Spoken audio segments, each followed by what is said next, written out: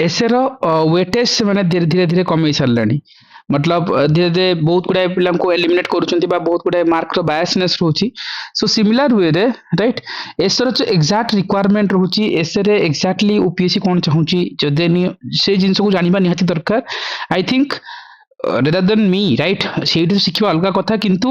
I think ପ୍ରଜ୍ଞାଙ୍କୁ ମୁଁ ସେଥିପାଇଁ କହିଥିଲି ସୋ ପ୍ରଜ୍ଞା ଆଭେଲେବଲ ଅଛନ୍ତି so she will tell you କି ଏକ୍ଜାକ୍ଟଲି ଏକ୍ଜାମର ରିକ୍ୱାରମେଣ୍ଟ କ'ଣ ସେ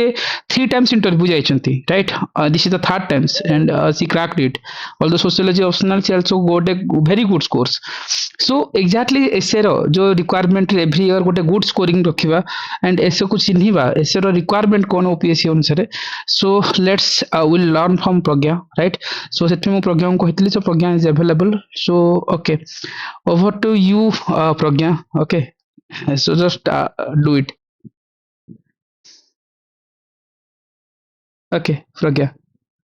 लेट्स ओवर टू यू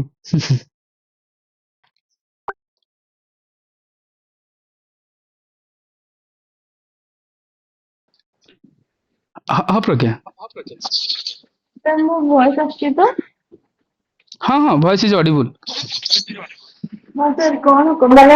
कोन कहउतिले आपण सुबिलानी टिके सर ना मते ना मु माने कहूली किछि जे एसए रो गोटे जो स्ट्रेटेजी रहवा कथा जे एसए रे गोटे कोन रिक्वायरमेंट अछि सो सेटा गोटे पिलां को इंट्रोडक्शन दोउतली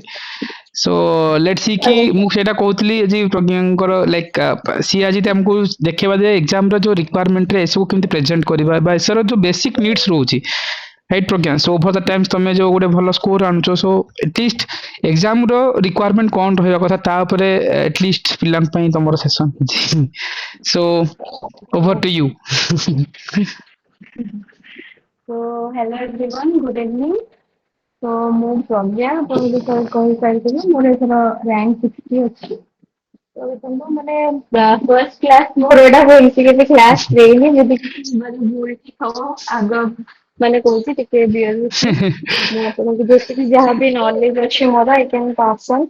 ତ ଏବେ ଦେଖନ୍ତୁ ଓପିଏସସି ର ଏସେ ଗୋଟେ ବହୁତ ହି ଇମ୍ପୋର୍ଟାଣ୍ଟ ପାର୍ଟ ହେଇଗଲାଣି ବହୁତ ଲୋକ ବହୁତ ମାନେ ବହୁତ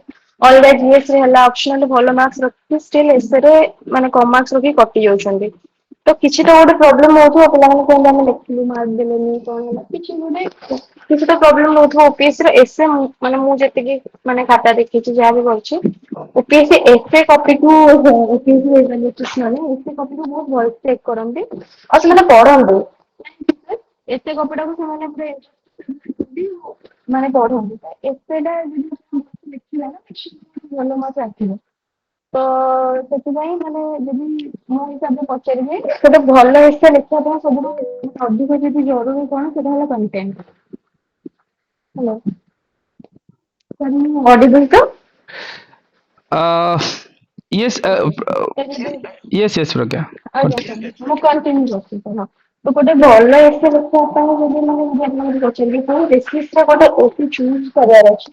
ତ ମୋ ହିସାବରେ ଆପଣ ସେଇ ଏସେ ଚୁଜ୍ କରନ୍ତୁ ଯାହା ପାଇଁ ଆପଣଙ୍କ ପାଖେ କଣ୍ଟେଣ୍ଟ ଅଛି ଏମିତି ନାହିଁ କି ଏଇ ଟପିକ ଟା ରିପିଟ ହେଇଛି ମୁଁ ଲେଖିବିନି କି ଏଇ ଟପିକ ଟା କେହି ଲେଖିନଥିବେ ମୁଁ ଲେଖିଦେବି ସେମିତି କରନ୍ତୁନି ଯୋଉ ଏସେ ପାଖରେ ଆପଣଙ୍କ ଉପରେ ଆପଣଙ୍କ ପାଖେ ଭଲ କଣ୍ଟେଣ୍ଟ ଅଛି ଚୁଜ୍ ଦ୍ୟାଟ ଏସେ ଫର୍ଷ୍ଟ ହେଲା ଯଦି ଆମେ ଏସେ କେମିତି ଚୁଜ୍ କରିବା ମାନେ ମୋର ଗୋଟେ 5ଟା ଏସେ ଅଛି ମୁଁ ତା ଭିତରୁ କୋଉ ଏସେ ଟା ଚୁଜ୍ କରିବି ତ ଫର୍ଷ୍ଟ ହେଲା କି କଣ୍ଟେଣ୍ଟ କୋଉଠୁ ଆମର ଆସେ କଣ୍ଟେଣ୍ଟ ମୋଷ୍ଟଲି ଆମର ଆସେ ଜିଏସ ରୁ ତ ଆପଣଙ୍କ ପାଖେ ଯୋଉ ବି 5ଟା ଏସେ କି 4ଟା ଏସେ ଯାହା ବି ଓପିଏସସି ପଚାରୁଛି ତା ଭିତରୁ ଯୋଉ ଏସେ ପାଇଁ ଆପଣଙ୍କର କଣ୍ଟେଣ୍ଟ ଷ୍ଟ୍ରଙ୍ଗ ଅଛି ଗୋ ଫର ଦ୍ୟାଟ ଏସେ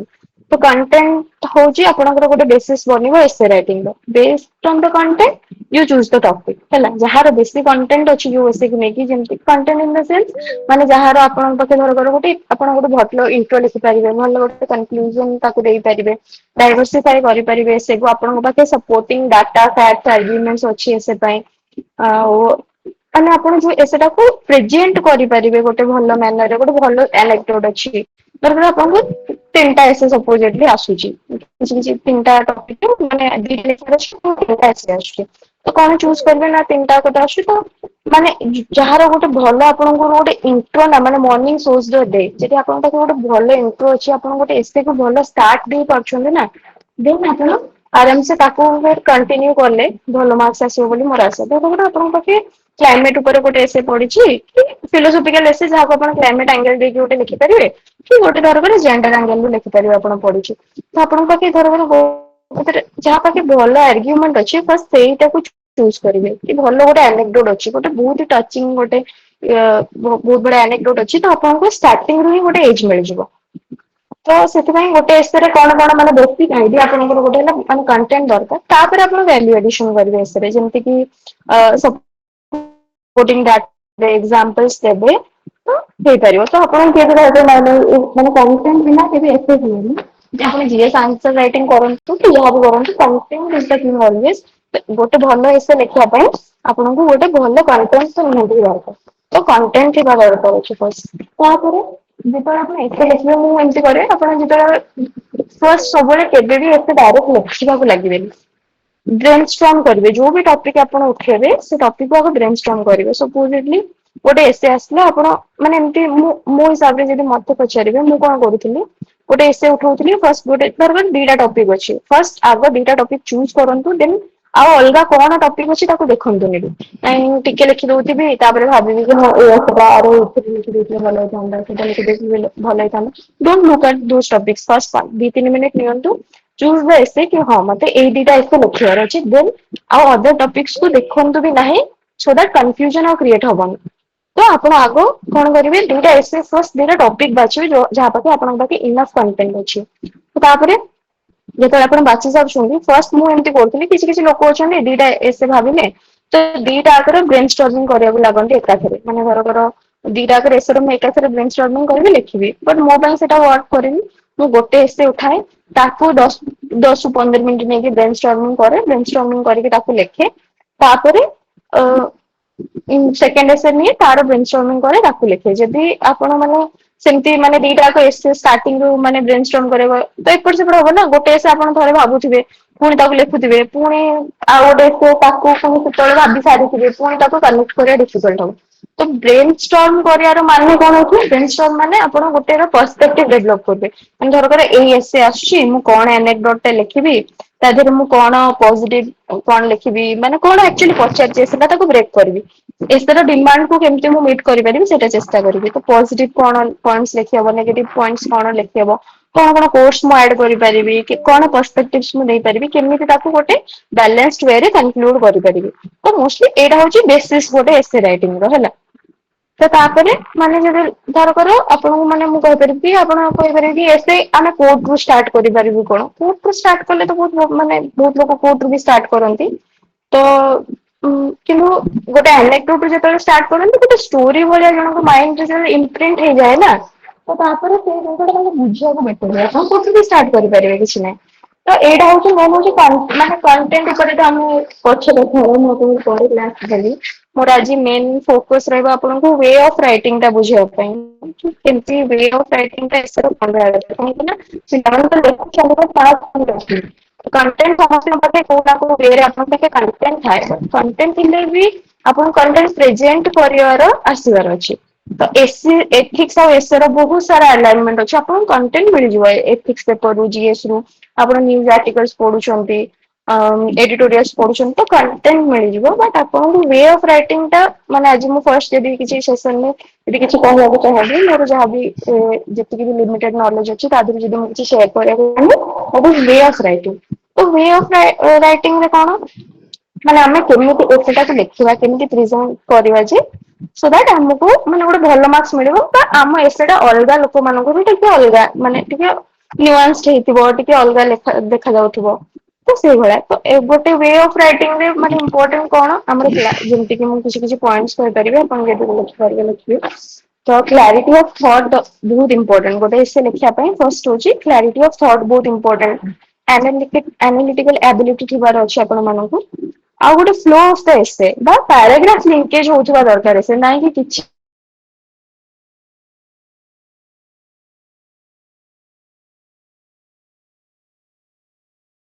जेतले एसेटा कनेक्ट होनी ना से चिड़चिड़ा हो जानते बोरिंग लगे तुम कौन ही लिखी तो मार्क दियंते तो गोटे paragraph flow of the essay is very important then गोटे सेंस ऑफ कनेक्शन डेवलप होतबार अछि आ सबोले माने ट्राई करबे कि गोटे बैलेंस्ड व्यू दवा पई एसे ଗୋଟେ ଲଜିକାଲ ଷ୍ଟ୍ରକ୍ଚରିଂ ଗୋଟେ ହେଇଥିବ ତ ଆଉ ଓଭରାଲି ଗୋଟେ ଭଲସେ ଗୋଟେ ପ୍ରେଜେଣ୍ଟ ହେଇଥିବ। ଆଉ ଯାହା ବି ଆପଣ ଲେଖୁଥିବେ ଯେମିତି ସାମ୍ନା ବାଲା ବୁଝିପାରୁଥିବ। ତ ଫାଷ୍ଟ ଯଦି ମୁଁ ଆପଣଙ୍କୁ କଣ କହିବି ଫାଷ୍ଟ ଗୋଟେ ଏସେ ଲେଖିବାକୁ ହେଲେ ଆମକୁ କଣ ଦରକାର ମାନେ କ୍ଲାରିଟି ଅଫ ଥଟ୍ ଗୋଟେ ଦରକାର। କ୍ଲାରିଟି ଅଫ ଥଟ୍ ମାନେ କଣ ଧରକର ମୁଁ କହିପାରିବି କି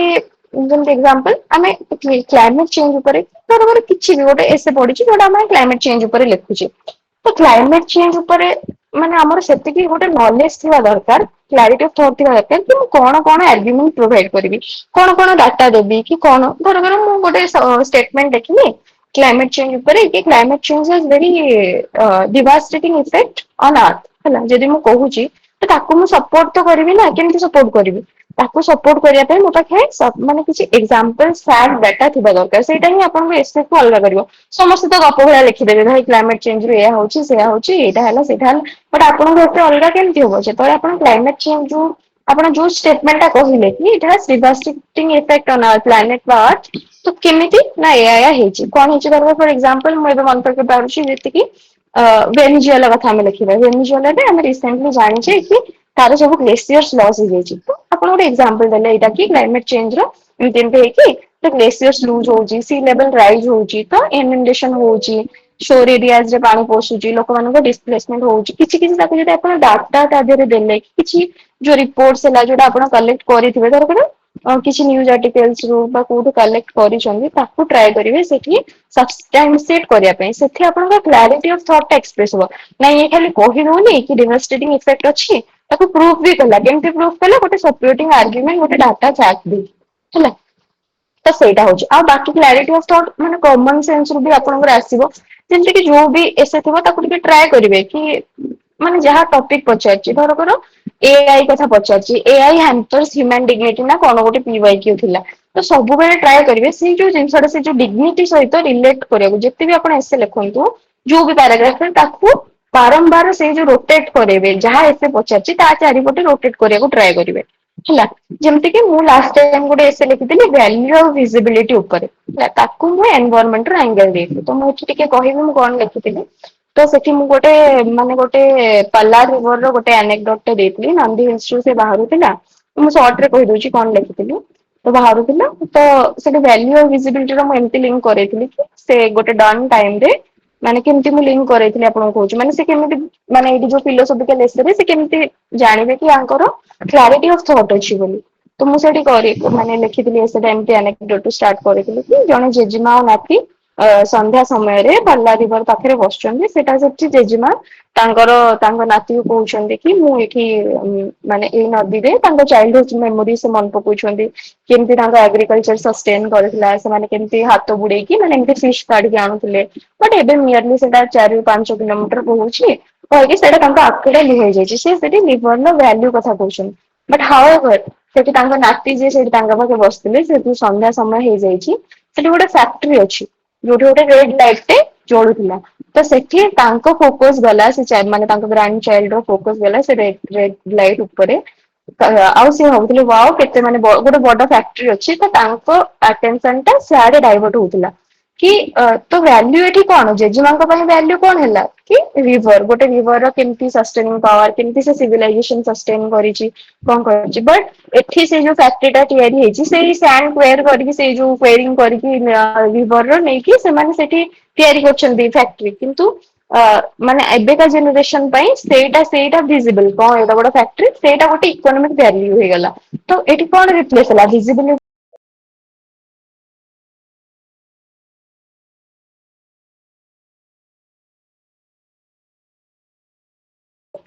ତ ବାର ବାର ମୁଁ ସେଇଟାକୁ ଲିଙ୍କ କରଉଥିଲି କଣ୍ଟ୍ରାଷ୍ଟ କରିକି ଲିଙ୍କ କରଉଥିଲି ଯେମିତି କି ମୁଁ କୋଉଠି ଗୋଟେ ଇକୋନୋମିକ କରେନ୍ସି କଥା ଲେଖୁଥିଲି ତ ସେଠି ମୁଁ ଲେଖୁଥିଲି ଏଇଟା କରେନ୍ସି ବଟ୍ ଆମେ କଣ କରୁଛେ ଆମେ ଏବେ ଚାହୁଁଛେ କି ଆମେ ହଁ ଉତ୍ତରାଖଣ୍ଡରେ ଆମେ ତାକୁ ମାନେ ଆମେ ନେଚରକୁ ଏକ୍ସପ୍ଲୋର କରିବା ଆମ ଭାଲ୍ୟୁକୁ ଏକ୍ସପ୍ଲୋର କରିକି କୋଉଠି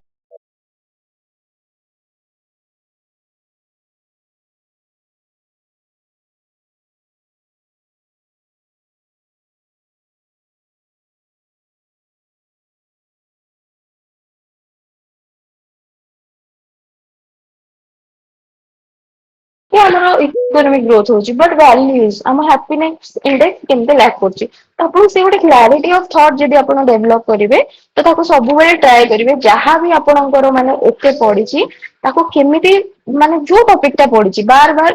ଫିଲୋସଫିକାଲ ଏସେ କଥା ଯଦି ଆମେ କହିବା ଯଦି କିଛି ଗୋଟେ କୋଟ ଦେଇଛି ଭ୍ୟାଲ୍ୟୁ ଅଫ ଭିଜିବିଲିଟି ତାର ସିନୋନିମ ସବୁ ଟ୍ରାଏ କରିବେ ୟୁଜ କରିକି ବାର ବାର ସେଇ ଜିନିଷଟାକୁ ସେଇ ଆଇଡିଆ ଟାକୁ ଫ୍ଲୋ କରିବାକୁ ଚେଷ୍ଟା କରିବେ ସୋ ଦାଟ କୋଉଠି ବି ସେ ଡାଇଭର୍ଟ ହେବେନି ତ ଆପଣଙ୍କ ଟପିକ ବି ଡାଇଭର୍ଟେଡ ଲାଗିବନି। ଏଟାକୁ କୁହନ୍ତି କ୍ଲାରିଟି ଅଫ ଥଟ୍ ହେଲା। ତ ତାପରେ ହଉଛି ଆମେ ଯିବା ଆନାଲିଟିକାଲ ଆବିଲିଟି। ଆନାଲିଟିକାଲ ଆବିଲିଟି କଣ ମାନେ ଆପଣଙ୍କୁ କେମିତି ମାନେ ଟପିକ ଟାକୁ ଭଲସେ ଆନାଲିସିସ୍ କରିକି ଆସିଥିବାର ମାନେ କରି ଆସୁଥିବାର ଅଛି। ସମସ୍ତେ ଆମେ ନର୍ମାଲି ଇଣ୍ଟ୍ରୋ ବଡି କନକ୍ଲୁଜନ ଏଇ ଫର୍ମାଟ ରେ ହିଁ ଲେଖନ୍ତି। ତ ମାନେ କଣ ଅଛି ମାନେ ଯେମିତି କି ଲୋକମାନେ ଲେଖନ୍ତି କି ଏଆଇ ର ଇମ୍ପାକ୍ଟ ଧର ଏଆଇ ର ଗୋଟେ ଏସେ ପଡିଲା ଏଆଇ ର ଇମ୍ପାକ୍ଟ ବଡିରେ ଡାଇରେକ୍ଟ ସେମାନେ ଏଜୁକେସନ ପଜିଟିଭ କଣ ନେଗେଟିଭ କଣ ଏଗ୍ରିକଲଚରରେ କଣ ଏମିତି ସବୁ ଲେଖି ଦିଅନ୍ତି ବଟ ଆପଣଙ୍କୁ ଟିକେ ଆଉ ଟିକେ ଯଦି ଡିପର ଆନାଲିସିସ୍ କରିବେ ନା ତାହେଲେ ଆପଣଙ୍କୁ ଏସେ ଟା ଅଲଗା ହବ ଯେମିତି କି ମୋ କଥା କହୁଛି ମୁଁ ଗୋଟେ ଟ୍ରାଏ କରିବି ଗୋଟେ ନିୟୁଆନ୍ସ ଆପ୍ରୋଚ ଆଣିବାକୁ ସମସ୍ତେ ସେଇ ଲେଖିବେ ହେଲ୍ଥ ରେ ଏଜୁକେସନ ରେ କଣ ଏଗ୍ରିକଲଚର ରେ କଣ କ୍ଲାଇମେଟ ଚେଞ୍ଜ ରେ କଣ ତ ସମସ୍ତେ ସେଇଟା ଲେଖିବେ ବଟ ଆପଣ ଯଦି ଟିକେ ଟ୍ରାଏ କରିବେ ଟିକେ ସବୁ ଏସର ଫିଲୋସଫିକାଲ ଆଙ୍ଗଲ ଫିଲୋସଫିକାଲ ଆଙ୍ଗଲ ଦବା ପାଇଁ ଯେମିତି କି ଏଆର ଇଫେକ୍ଟ ସୋସିଆଲ ଇକ୍ୱାଲିଟିରେ କଣ ହବ କୋଉ କୋଉ ଲୋକ ମାନେ ଯେମିତି କି ସୋସିଆଲ ଷ୍ଟାଟା ଉପରେ କଣ ଇଫେକ୍ଟ ହବ ଯେମିତି କି ଗରିବ ଲୋକମାନଙ୍କର ଜବ ଲସ୍ ହେଲା ଯଦି ସୋସାଇଟିରେ ଇନଇକ୍ୱାଲିଟି ବଢିବ କି ଗୋଟେ ଜେଣ୍ଡର ଉପରେ କଣ ଇମ୍ପାକ୍ଟ ହବ ଇଣ୍ଟରନ୍ୟାସନାଲ ବା ଜିଓ ପଲିଟିକ୍ସ ରେ କଣ ଇମ୍ପାକ୍ଟ ହବ ତ ଗୋଟେ ଡିପର ଆନାଲିସିସ୍ ସବୁବେଳେ ଟ୍ରାଏ କରିବେ ଏସରେ ପ୍ରୋଭାଇଡ କରିବାକୁ। ସୁପରଫିସିଆଲି ଆପଣ ଯଦି ଫ୍ଲୋ କରିବେ ନିଶ୍ଚିତ କମ ମାର୍କ ରହିବ। ତ ଗୋଟେ ଯେତେବେଳେ ଆପଣ ଆନାଲିଟିକାଲ ଆବିଲିଟି ବଢାନ୍ତୁ ଗୋଟେ ଟପିକ କୁ ଭାଙ୍ଗନ୍ତୁ ଆଉ ଆନାଲିଟିକାଲ ଆବିଲିଟି ବଢାନ୍ତୁ ସମସ୍ତଙ୍କ କିଛି ପଏଣ୍ଟସ କମନ ପଏଣ୍ଟସ ଲେଖିବେ ଆପଣ ଆଉ ଟିକେ ଡିପର ଯାଇକି ତାକୁ ଭାଙ୍ଗନ୍ତୁ। ସୋସାଇଟାଲ ଆଙ୍ଗେଲ ଦିଅନ୍ତୁ ଫିଲୋସଫିକାଲ ଆଙ୍ଗେଲ ଦିଅନ୍ତୁ ମୋରାଲ ଆଙ୍ଗେଲ ଦିଅନ୍ତୁ ଏଥିକାଲ ଆଙ୍ଗେଲ ଦିଅନ୍ତୁ। ଆଉ ତାକୁ ସବଷ୍ଟାନ୍ସିଏଟ କରିବା ପାଇଁ ରିସେଣ୍ଟ ଏକ୍ସାମ୍ପଲସ ଲେଖିବେ ଯେମିତି କି ମୁଁ ଏସେ ଲେଖିଥିଲି gender is a social construct ସେଠି ମୁଁ କଣ କରିଥିଲି ସେଠି ଆପଣ ତ ସେଠି ଆପଣ ସମସ୍ତଙ୍କର ମନେ ଥିବ ଗୋଟେ ଆମର ସୌମ୍ୟାଶ୍ରୀ ଯୋଉ ଫକୀର ମୋହନ ୟୁନିଭରସିଟିରେ ଯୋଉ ଜାଳିକି ଜଣେ ନିଜେ ନିଜକୁ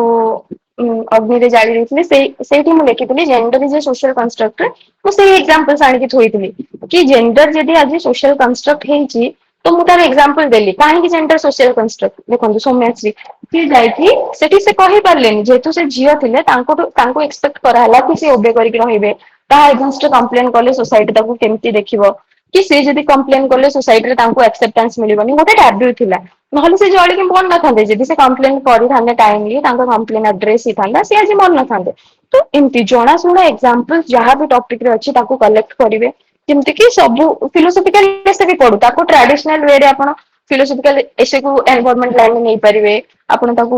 ଜେଣ୍ଡର ଆସ୍ପେକ୍ଟରେ ନେଇପାରିବେ ତ ଟ୍ରାଡିସନାଲ ନଲେଜ ହିଁ ସବୁବେଳେ କାମକୁ ଆସିବ ଫିଲୋସଫିକାଲ ଏସେ କିଛି କଣ କିଛି ଅଲଗା କଣ୍ଟେଣ୍ଟ ଲେଖା ହୁଏ କି ଆଉ ସେମିତି ନାହିଁ ତ ଆପଣ ସବୁବେଳେ ରିସେଣ୍ଟ ଆନାଲିଟିକାଲ ଆବିଲିଟି ଯେତେବେଳେ ଆପଣ ମୁଁ କହୁଛି ଆନାଲିଟିକାଲ ଆବିଲିଟି କଥା you have to develop your ମାନେ ଏକ୍ସାମ୍ପଲ୍ସ ଦବାର ସ୍କିଲ୍ସ ଡେଭଲପ କରିବେ ଯୋଉଠି ବି ଆପଣ କିଛି ନ୍ୟୁଜରେ ପଢୁଛନ୍ତି ଯେମିତିକି ମୁଁ ଆପଣଙ୍କୁ ଗୋଟେ ସୌମ୍ୟାଶ୍ରୀଙ୍କ କଥା କହିଲି ଯେ ଯୋଉ ଫକୀର ମୋହନ ୟୁନିଭରସିଟି ଯୋଉ ଝିଅ ଜଣେ ଜାଳିକି ମରିଯାଇଥିଲେ ତାଙ୍କ ଉପରେ ହାରାସମେଣ୍ଟ ହେଇଥିଲା ବୋଲି ଆପଣ ସେଇ ଏକ୍ସାମ୍ପଲସ ଲେଖିପାରିବେ ଯେମିତି ଧରକର ଏଆଇ ର ହ୍ୟୁମାନ ଡିଗ୍ନିଟି ଉପରେ ଆସିଛି ଘିବଲି ଟ୍ରେଣ୍ଡ ଗୋଟେ ଚାଲିଥିଲା ସେଠି ଜଣେ ଆପଣ ଦେଖିଥିବେ ତାର ଯିଏ ଫାଉଣ୍ଡର ଥିଲେ ସେ କହିଲେ କି ଏଇଟା ଗୋଟେ ଇନସଲ୍ଟ ଟୁ ହ୍ୟୁମାନ ଡିଗନିଟି ତ ଯୋଉଠି ଯାହା ଏକ୍ସାମ୍ପଲସ ପାଉଛନ୍ତି ଯେମିତି କି ଇଣ୍ଟରନ୍ୟାସନାଲ ହେଲା ନ୍ୟାସନାଲ ହେଲା ଓଡିଶା ସ୍ପେସିଫିକ ଏବେ ବି ବହୁତ ସେମାନେ ଏଣ୍ଟରଟେନ କରୁଛନ୍ତି ଓଡିଶା ସ୍ପେସିଫିକ ଆପଣ କଲେକ୍ଟ କରିବାକୁ ଟ୍ରାଏ କରିବେ ବହୁତ ସାରା ଏକ୍ସାମ୍ପଲସ ଅଛି ଇଣ୍ଟରନ୍ୟାସନାଲ ଯେମିତି ଧରକର ଆଉ ଭାଲ୍ୟୁ ଏଜୁକେସନ କଥା ପଡିଲା ଭାଲ୍ୟୁ ଏଜୁକେସନରେ ଆମେ ଯୋଉ ଦେଖିଥିଲେ କ୍ଲେବର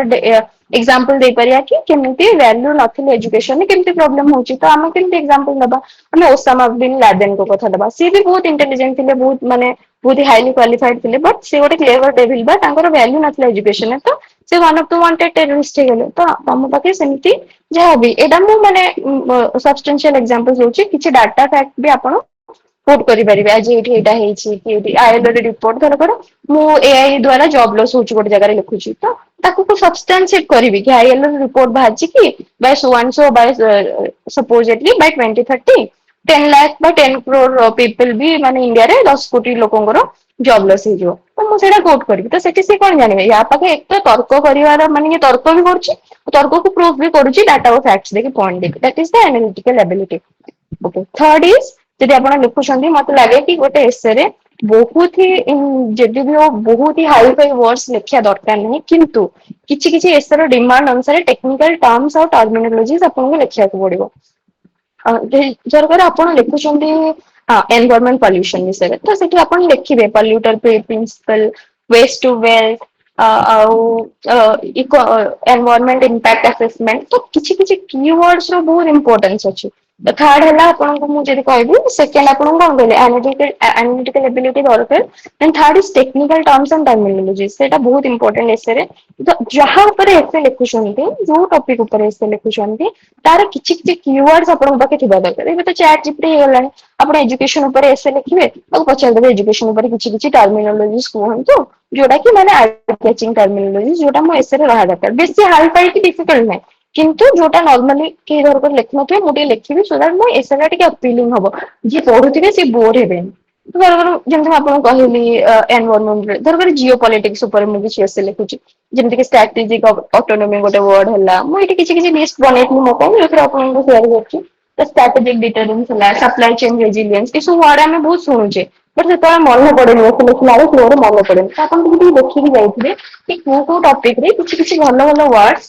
8-10टा सब टॉपिक रू मु लिखि जाइथिबी जोटा मु time and again essay use करिवे आउ ताकू ना मो स्क्रीन शेयर करनी मु डायरेक्ट कहि दोछि मु एक्चुअली जानी मु भल से केमति कोन हुए मु नेक्स्ट रू भल से प्रिपेयर हेगी आज आपन कहि दोछि नेक्स्ट टाइम मु screen share करिवि। Okay Pragya next time to tablet रे करनबो आज रिपीट कर दे करी किछि इश्यूज नै आराम से तुम नेक्स्ट टाइम टू लाइक ताको कंटिन्यू करि धर परिबो। कर जेंडर ऊपर मु लिखुची जेंडर मेनस्ट्रीमिंग हला जेंडर बजेटिंग हला इंटरसेक्शनलिटी हला जने मोर सोशियोलॉजी ऑप्शनल तो इंटरसेक्शनलिटी ऊपर थिला इंटरसेक्शनलिटी माने केमती डाइवर्स धर कर जने एससीबी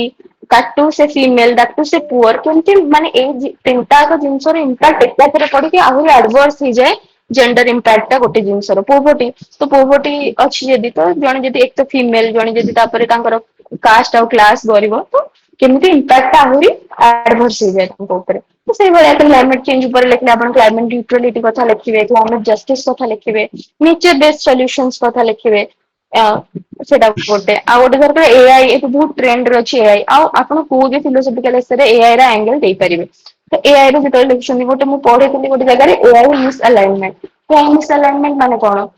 माने धर कर हम किछि वे रे एटा गोटे टेक्निकल टर्म आपण समस्त लिखि देबे कि एआई एआ से आपण गोटे वर्ड लिखते एआई मिस अलाइनमेंट तो से आउट के इच्छुक हो पढिया को कोन एआई मिस अलाइनमेंट एक्चुअली कोन तो एआई मिस अलाइनमेंट माने आमे भाबुचे एआई गोटे सर्टेन वे रे फंक्शन करियो बट करूनी आमे भाबुचे कि एआई द्वारा एआई हबो बट तार गोटे अल्टरनेटिव हो जाउची जेंति आमे भाबिचे कि एआई हम काम इजी कर दो बट से हम पे गोटे प्रॉब्लम क्रिएट कर दोची इन रिटर्न तो सेटा जेंति कि धर धर हम कहि पारे एआई हम काम ये कर दोची बट एआई रा कार्बन फुटप्रिंट बहुत ही अधिक तो नेचर पर तो एटा कोन होची एआई मिस अलाइनमेंट होची weaponization of AI होची अगेंस्ट वुमेन आपण एटा गोटे लिखि पारे सब वुमेन वाला जिंस आर्ट माने ताको सब रिलेट करबे विथ वुमेन हला विथ आर्ट हला टिके इमोशनल कनेक्ट जो आपण सेटा को देबे ना तो रेसी लुक्स गुड तो weaponization of AI against women माने कोन करछन एबे किछि एप्स आछी जो माने अनएथिकली वुमेन मानको को न्यूडिटी प्रमोट करूची करची तो सेठी weaponization of AI होची अगेंस्ट वुमेन तो ए सब वर्ड जेता आपण लिखुछन ना सेता आपण एसेटा भलो हो तो एटा थिला किछि टेक्निकल फर्स्ट में आपण को क्लैरिटी ऑफ थॉट रहा दरकार एनालिटिकल एबिलिटी रहा दरकार देन आपण को कहउछनी केमती technical terms and terminology use करले गोटे एसे भलो होवे तापर होची इनसाइटफुल एबिलिटी माने गोटे एसे को गोटे आपण को जेतो गोटे इनसाइट दे परछन गोटे एंगल दे परछन गोटे डायरेक्शन एसे को दे परछन दैट एसे लुक्स बेटर जेमते कि ट्राए करिवे सब जिनस टिके फिलोसॉफिकल एंगल दबा पाए जेमते मु देइथिली मो एसरे आपन किछि किछि कहि परिबी एआई रो मु गोटे एसे लिखिथिली तादर मु कोन कोन देइछि तो आपन कहउछि आपन जानि परिबे इनसाइटफुल एबिलिटी माने कोन इनसाइटफुल माने मोस्टली गोटे फिलोसॉफिकल बा गोटे एथिकल मोरल एंगल गोटे एसे को दबा पाए जेमते कि हम धर को क्लाइमेट चेंज ऊपर लिखुछे तो क्लाइमेट चेंज ऊपर हम लिख परिबा फॉर एग्जांपल इकोसेंट्रिक अप्रोच गोटे रहउछि एंथ्रोपोसेंट्रिक अप्रोच गोटे रहउछि तो इकोसेंट्रिक अप्रोच माने हमें माने हम नेचर को प्रायोरिटी दबा एंथ्रोपोसेंट्रिक माने ह्यूमन बीइंग निजो को प्रायोरिटी दोउची तो मु गोटे एआई रो एसे जेतले लिखिथिली सेठी मु लिखिथिली गोटे कोट करछि माने पैराडॉक्सिकल माने आपण गोटे क्वेश्चन पचारि परिबे कि can intelligence exist without self awareness तो आपण जेतले क्वेश्चन ता पुट करछन्ती तो से तापर रीडर जे थिबे से आपण को पुनी पढिया को चाहबे कि कोन कहउछन्ती इंटेलिजेंस एक्चुअली एक्जिस्ट କରିପାରିବ କି ସେଲ୍ଫ ମାନେ ନିଜର ସେଲ୍ଫ ଆୱାରନେସ ବିନା ତ ଆପଣ କିଛି ବୁଦ୍ଧିଜମ ର କିଛି ଗୋଟେ ଥିଓରି ଦେଇଦେବେ ସେଠି ଅନ୍ନଟ କରିକି ଗୋଟେ ଥିଓରି ଥିଲା ଯୋଉଟା ମୁଁ ଲେଖିଥିଲି ଋଗ୍ବେଦର ଗୋଟେ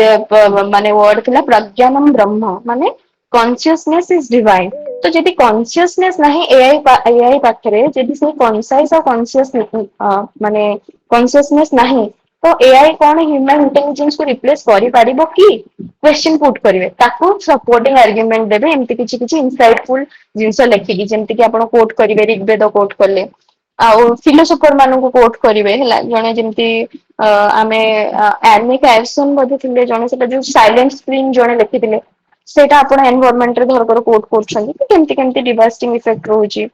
ତ ଆଉ ଗୋଟେ ମୁଁ ଲେଖିଥିଲି ଏନଭାରମେଣ୍ଟ ର ଗୋଟେ କହିପାରିବି ଯେମିତି ମୁଁ ଇନସାଇଟଫୁଲ ମାନେ ମୁଁ ଆପଣଙ୍କୁ କହୁଛି କେମିତି ଆପଣ ଫିଲୋସଫିକାଲ ଆଙ୍ଗେଲ ଗୋଟେ ଏସବୁ ଦେବେ ଧରକର ଆପଣ ଲେଖୁଛନ୍ତି ଏନଭାରମେଣ୍ଟ ବିଷୟରେ ତ ଭୂମି ସୁକ୍ତ ଗୋଟେ କୋଟ କରିପାରିବେ ଯୋଉଥିରେ କି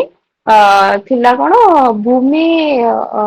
ଗୋଟେ ସେକେଣ୍ଡ ହଁ ଭୂମି ମାତା ପୁତ୍ର ପୃଥିବୀ ମାନେ ଭୂମି ଆମ ମାତା ଆମେ ପୃଥିବୀର ପୁତ୍ର ତାକୁ ଦେଇକି ଆପଣ ଏକ୍ସପ୍ଲେନ କରିବେ କି ନେଚର ଆମକୁ ଆଜି ଯାଏ କଣ କଣ ସବୁ ଦେଇଛି ଆମେ ନେଚରଠୁ କଣ କଣ ପାଇଛେ କେମିତି ଆମକୁ ନେଚର ଆଜି ଯାଏଁ ସଷ୍ଟେନ କରିକି ରଖିଛି ଯେ ଆପଣ ତାପରେ ପାଷ୍ଟ ପ୍ରେଜେଣ୍ଟ ଫ୍ୟୁଚର ଆଙ୍ଗେଲ ଦେଇକି ତାକୁ ଲେଖିପାରିବେ ଗୋଟେ ସବୁବେଳେ ଆପଣ ସେ ଯୋଉ ଟେମ୍ପୋରାଲ ଆଙ୍ଗେଲ ଲେଖନ୍ତି ଆପଣ ଗୋଟେ ଇନସାଇଟଫୁଲ ଆବିଲିଟି ଯଦି ଆପଣଙ୍କ ପାଖେ ଅଛି ତ ଆପଣ ପାଷ୍ଟ ପ୍ରେଜେଣ୍ଟ ଫ୍ୟୁଚର ତାର ଗୋଟେ ଆଙ୍ଗେଲ ଦେଇକି ଲେଖିପାରିବେ ତ ଏଇଟା ହଉଛି ମାନେ ସବୁ ଏସେ ପାଇଁ ମୁଁ କହିବି କି ସବୁ ଟପିକ ରେ ଏଥିପାଇଁ ଇନସାଇଟଫୁଲ ଆବିଲିଟି ମୁଁ ଏବେ ବସିକି ଆପଣଙ୍କୁ କହିଦବାଟା ସହଜ ସେଠି ସାଙ୍ଗେ ସାଙ୍ଗେ ମାଇଣ୍ଡ କୁ ଆସେନି ତ ଆପଣ ସବୁ ଟପିକ ପାଇଁ କିଛି କିଛି ଫିଲୋସଫିକାଲ ଆଙ୍ଗେଲ ଦବା ପାଇଁ ମାନେ ଫିଲୋସଫିକାଲ ଏସେ ଯେହେତୁ ଅଛି ଆପଣ ଧରକର ଏଜୁକେସନରେ କିଛି ଗୋଟେ ଫିଲୋସଫିକାଲ ଆଙ୍ଗେଲ ଆଗୁଆ ଟିକେ ଭାବିକି ରଖିବାକୁ ଟ୍ରାଏ କରିବେ ଏଆଇ ଉପରେ ଲେଖୁଛନ୍ତି ତ ସବୁ ଯେମିତି କି କିଛି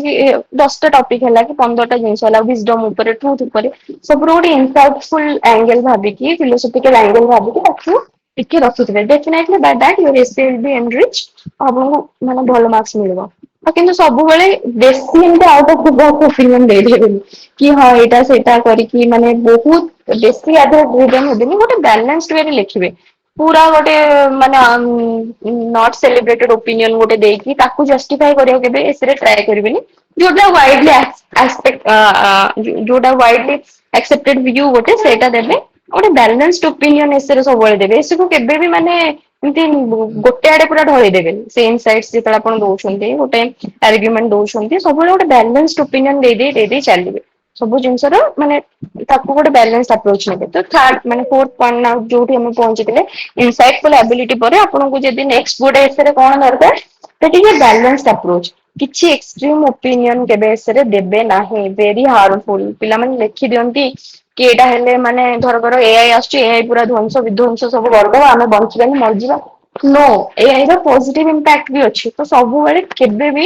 ସାମ୍ନା ଲୋକର ଭିଉ ଧରକର ଆପଣ ସେୟା ସିନା ଭାବୁଛନ୍ତି ଯିଏ ଆପଣଙ୍କୁ ଏସେ ପଢୁଛି ସେ ଭାବୁଥିବ କି ଭାଇ କଣ ଲେଖିଲା ମତେ ଲାଗୁଛି ଏଆଇ ବହୁତ ହେଲ୍ପଫୁଲ ତ କେବେ ବି ଏମିତି ଲେଖନ୍ତୁନି କି ପୁରା ସାମ୍ନା ଲୋକର ଭ୍ୟୁ ସହିତ ଆପଣଙ୍କର କଣ୍ଟ୍ରାଡିକ୍ଟ ହେଇଯିବ ଯିଏ ଲେଖୁଥିବେ ସେ କେବେ ଆପଣଙ୍କ ମାନେ ଯଦି ଆପଣ ଏତେ ଏକ୍ସଟ୍ରିମିଟି ଆଡେ ପଳେଇବେ କେବେ ତାଙ୍କୁ ଭଲ ଲାଗିବନି ଆଉ ସେ ମାର୍କ ଦେବେନି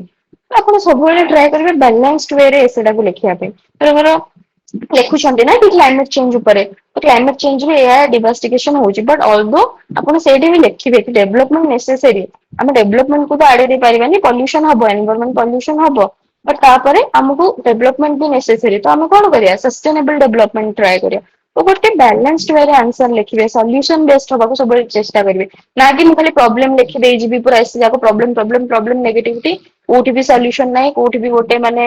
କିଛି ଗୋଟେ ଆପ୍ରୋଚ ନାହିଁ କେମିତି ତାହେଲେ କଣ ସିଭିଲ ସର୍ଭାଣ୍ଟ ଆପଣ ସବୁଠି ତ ପ୍ରୋବ୍ଲେମ ଲେଖିଦେଲେ ତ ଟ୍ରାଏ କରିବେ ବାଲାନ୍ସଡ ଓପିନିଅନ ଦେବାକୁ ଆଉ ଆପଣଙ୍କ ସେକେଣ୍ଡ ହେଲା ବାଲାନ୍ସଡ ଆପ୍ରୋଚ ରେ ଗୋଟେ ହେଲା ଏକ୍ସଟ୍ରିମ ଓପିନିଅନ କୋଉଠି ଦେବେନି କି ପଲିଟିକାଲ ମିନିଂ କୋଉଠି ବି ଶୋ କରିବେନି କିଛି ଏଇ ଗଭର୍ଣମେଣ୍ଟ ବେଳେ ଏଇଆ ହଉଥିଲା ଏମିତି ହେଇଥିଲା ସେଇଆ ହେଇଥିଲା ପଲିଟିକାଲ ମିନିଂ ପଲିଟିକାଲ ଡିବେଟିଂ କେବେ ବି ଏସେରେ କରନ୍ତୁ ନାହିଁ ଦ୍ୟାଟ କ୍ୟାନ ବି ହାର୍ମଫୁଲ ଧରକ ଯିଏ ଆପଣଙ୍କ ଯୋଉ ଏଇଟା ଯିଏ ଆପଣଙ୍କ ମୁଁ ଫାଷ୍ଟ କହିଦଉଛି କି ଟିକେ ନାଇଁ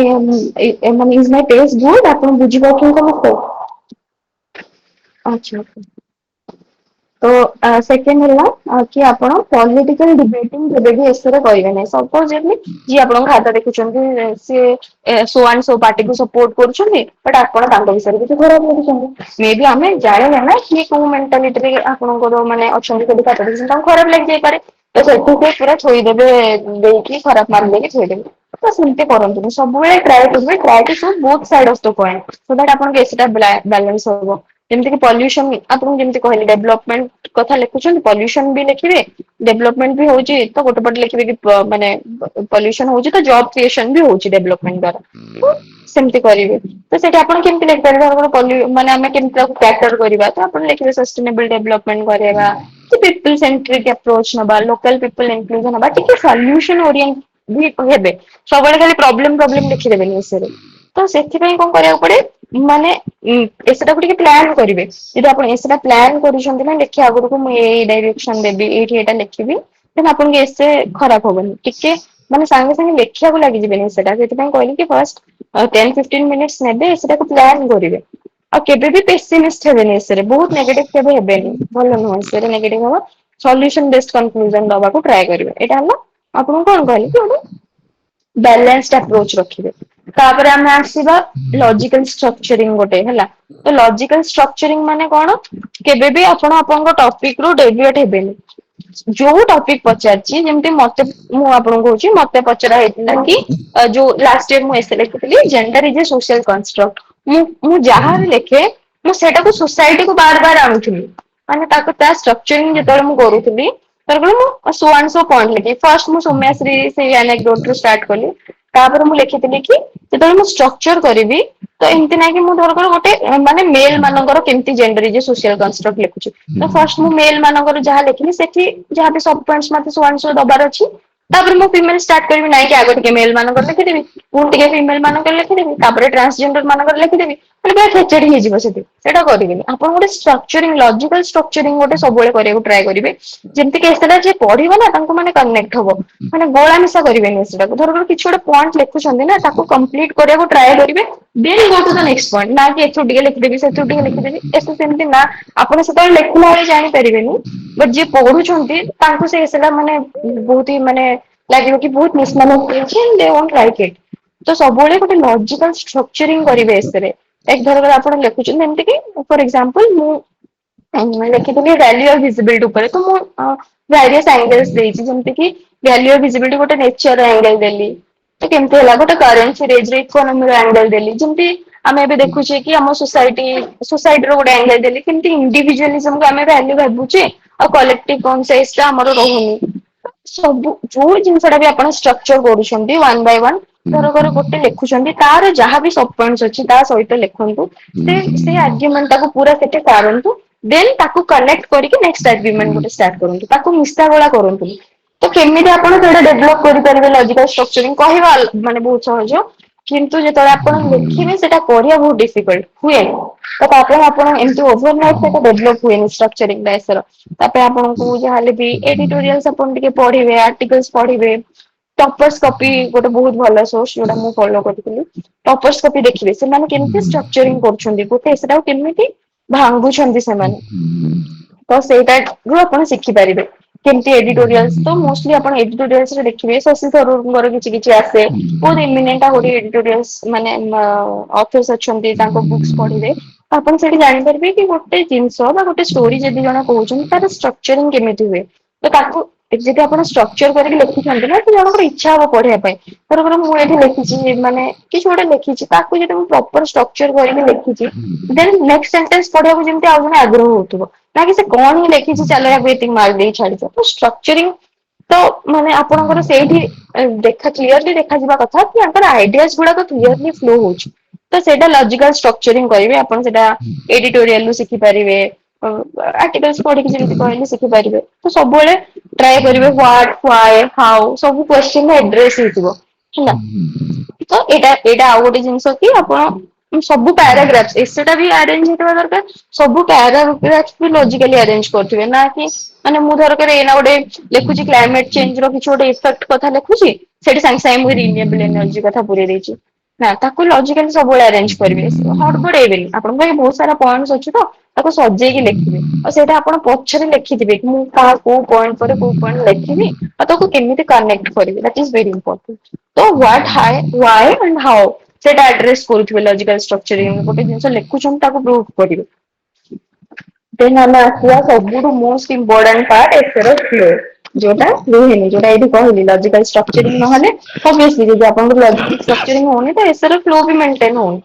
तो कौन करिया को पड़िबो जिते आपण एसे लिखुछन ना माने जदी फ्लो माने कौन गोटे एसे रो फ्लो भल अछि हम केमति जानिबा जेतले सामने वाला को पढिया को इच्छा होची माने मते धर कर आपण किछ गोटे एसे लिखि ଦେଇଛନ୍ତି मते जेटा पढिया को इच्छा होची और मते आगुरी माने कौन जने लिखि माने मते एक्साइटेड लागुची कि या पर कौन लिखिथिबो या पर कौन लिखिथिबो गोटे आपण गोटे माने क्यूरियसनेस क्रिएट करि पारछन्ती रीडर भितरे आ गोटे माने सेटा होची फ्लो ଯଦି ସେଇଟା ନାହିଁ ନା ମାନେ ମୁଁ ବୋର ମାନେ ଆପଣ ବିଷୟରେ ମୁଁ ବୋର ହେଇଯିବି ମାନେ ଜମା ବି ଭଲ ଲାଗିବନି ସେଟା ପଢିବା ପାଇଁ ତ ସେଟା କେମିତି ସ୍ଲୋ ଏସରେ ମେଣ୍ଟେନ କରିବା ପାଇଁ ମତେ ଲାଗେ ବହୁତ ଇମ୍ପୋର୍ଟାଣ୍ଟ ହେଲା ସବୁ ଲଜିକାଲ ଷ୍ଟ୍ରକ୍ଚରିଂ ତ ଯୋଉଟା କହିଲି ସବୁଠୁ ଆଉ ଗୋଟେ ଇମ୍ପୋର୍ଟାଣ୍ଟ ପାର୍ଟ ହେଲା କି ଆପଣ ସ୍ମଲ ପାରାଗ୍ରାଫରେ ଜିନିଷ ଲେଖନ୍ତୁ ମାନେ ଗୋଟେ ଯଦି ବଡ ପାରାଗ୍ରାଫ ଲେଖିଦେବେ ନା ଆପଣ ନିଜେ ବି ଭାବୁନାହାନ୍ତି ଯଦି ଆପଣ ଗୋଟେ ଆମେ ଯୋଉ କହୁଛେ କିଛି ବି ମ୍ୟାଟେରିଆଲ ଧର ଆମକୁ କୋଉଟା ଭଲ ଲାଗୁଛି କିଛି କିଛି ସର୍ଟରେ କିଛି କିଛି ଆପିଲିଙ୍ଗ ୱାର୍ଡସ ଥିବ ଭଲ ଲାଗୁଛି ନା ଆପଣଙ୍କୁ ଏଇନା ମୁଁ ଗୋଟେ ବହି ଦେବି ମାନେ ପୁରା ପାରାଗ୍ରାଫ ପୁରା ବଡ ବଡ ପାରାଗ୍ରାଫ ତା ଦେହରେ ଲେଖା ହେଇଛି ଆପଣଙ୍କୁ ପଢିବାକୁ ଇଚ୍ଛା ହବ ନା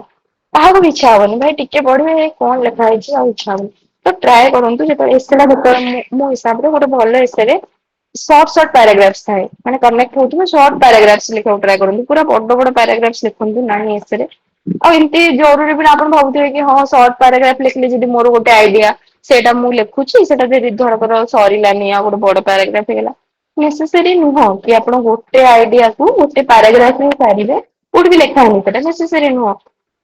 ତ ଆପଣ ମାନେ ଗୋଟେ ପାରାଗ୍ରାଫରେ ହଁ ଗୋଟେ ପେଜରେ ଦୁଇଟା ପାରାଗ୍ରାଫ ତ ଯେମିତି ହେଲେ ଲେଖିବେ ତିନିଟା ବି ହଉଛି ଯଦି ୱେଲ୍ ଆଣ୍ଡ ଗୁଡ୍ ତ ପାରାଗ୍ରାଫରେ ବ୍ରେକ୍ କରନ୍ତୁ ସବୁବେଳେ ମାନେ ବେଶୀ ବଡ ବଡ ମାନେ ପାରାଗ୍ରାଫ ନ ଲେଖି ଛୋଟ ଛୋଟ ପାରାଗ୍ରାଫରେ ବ୍ରେକ୍ କରନ୍ତୁ ଜରୁରୀ ନାହିଁ ଧରକର ମୁଁ ଗୋଟେ ପାରାଗ୍ରାଫରେ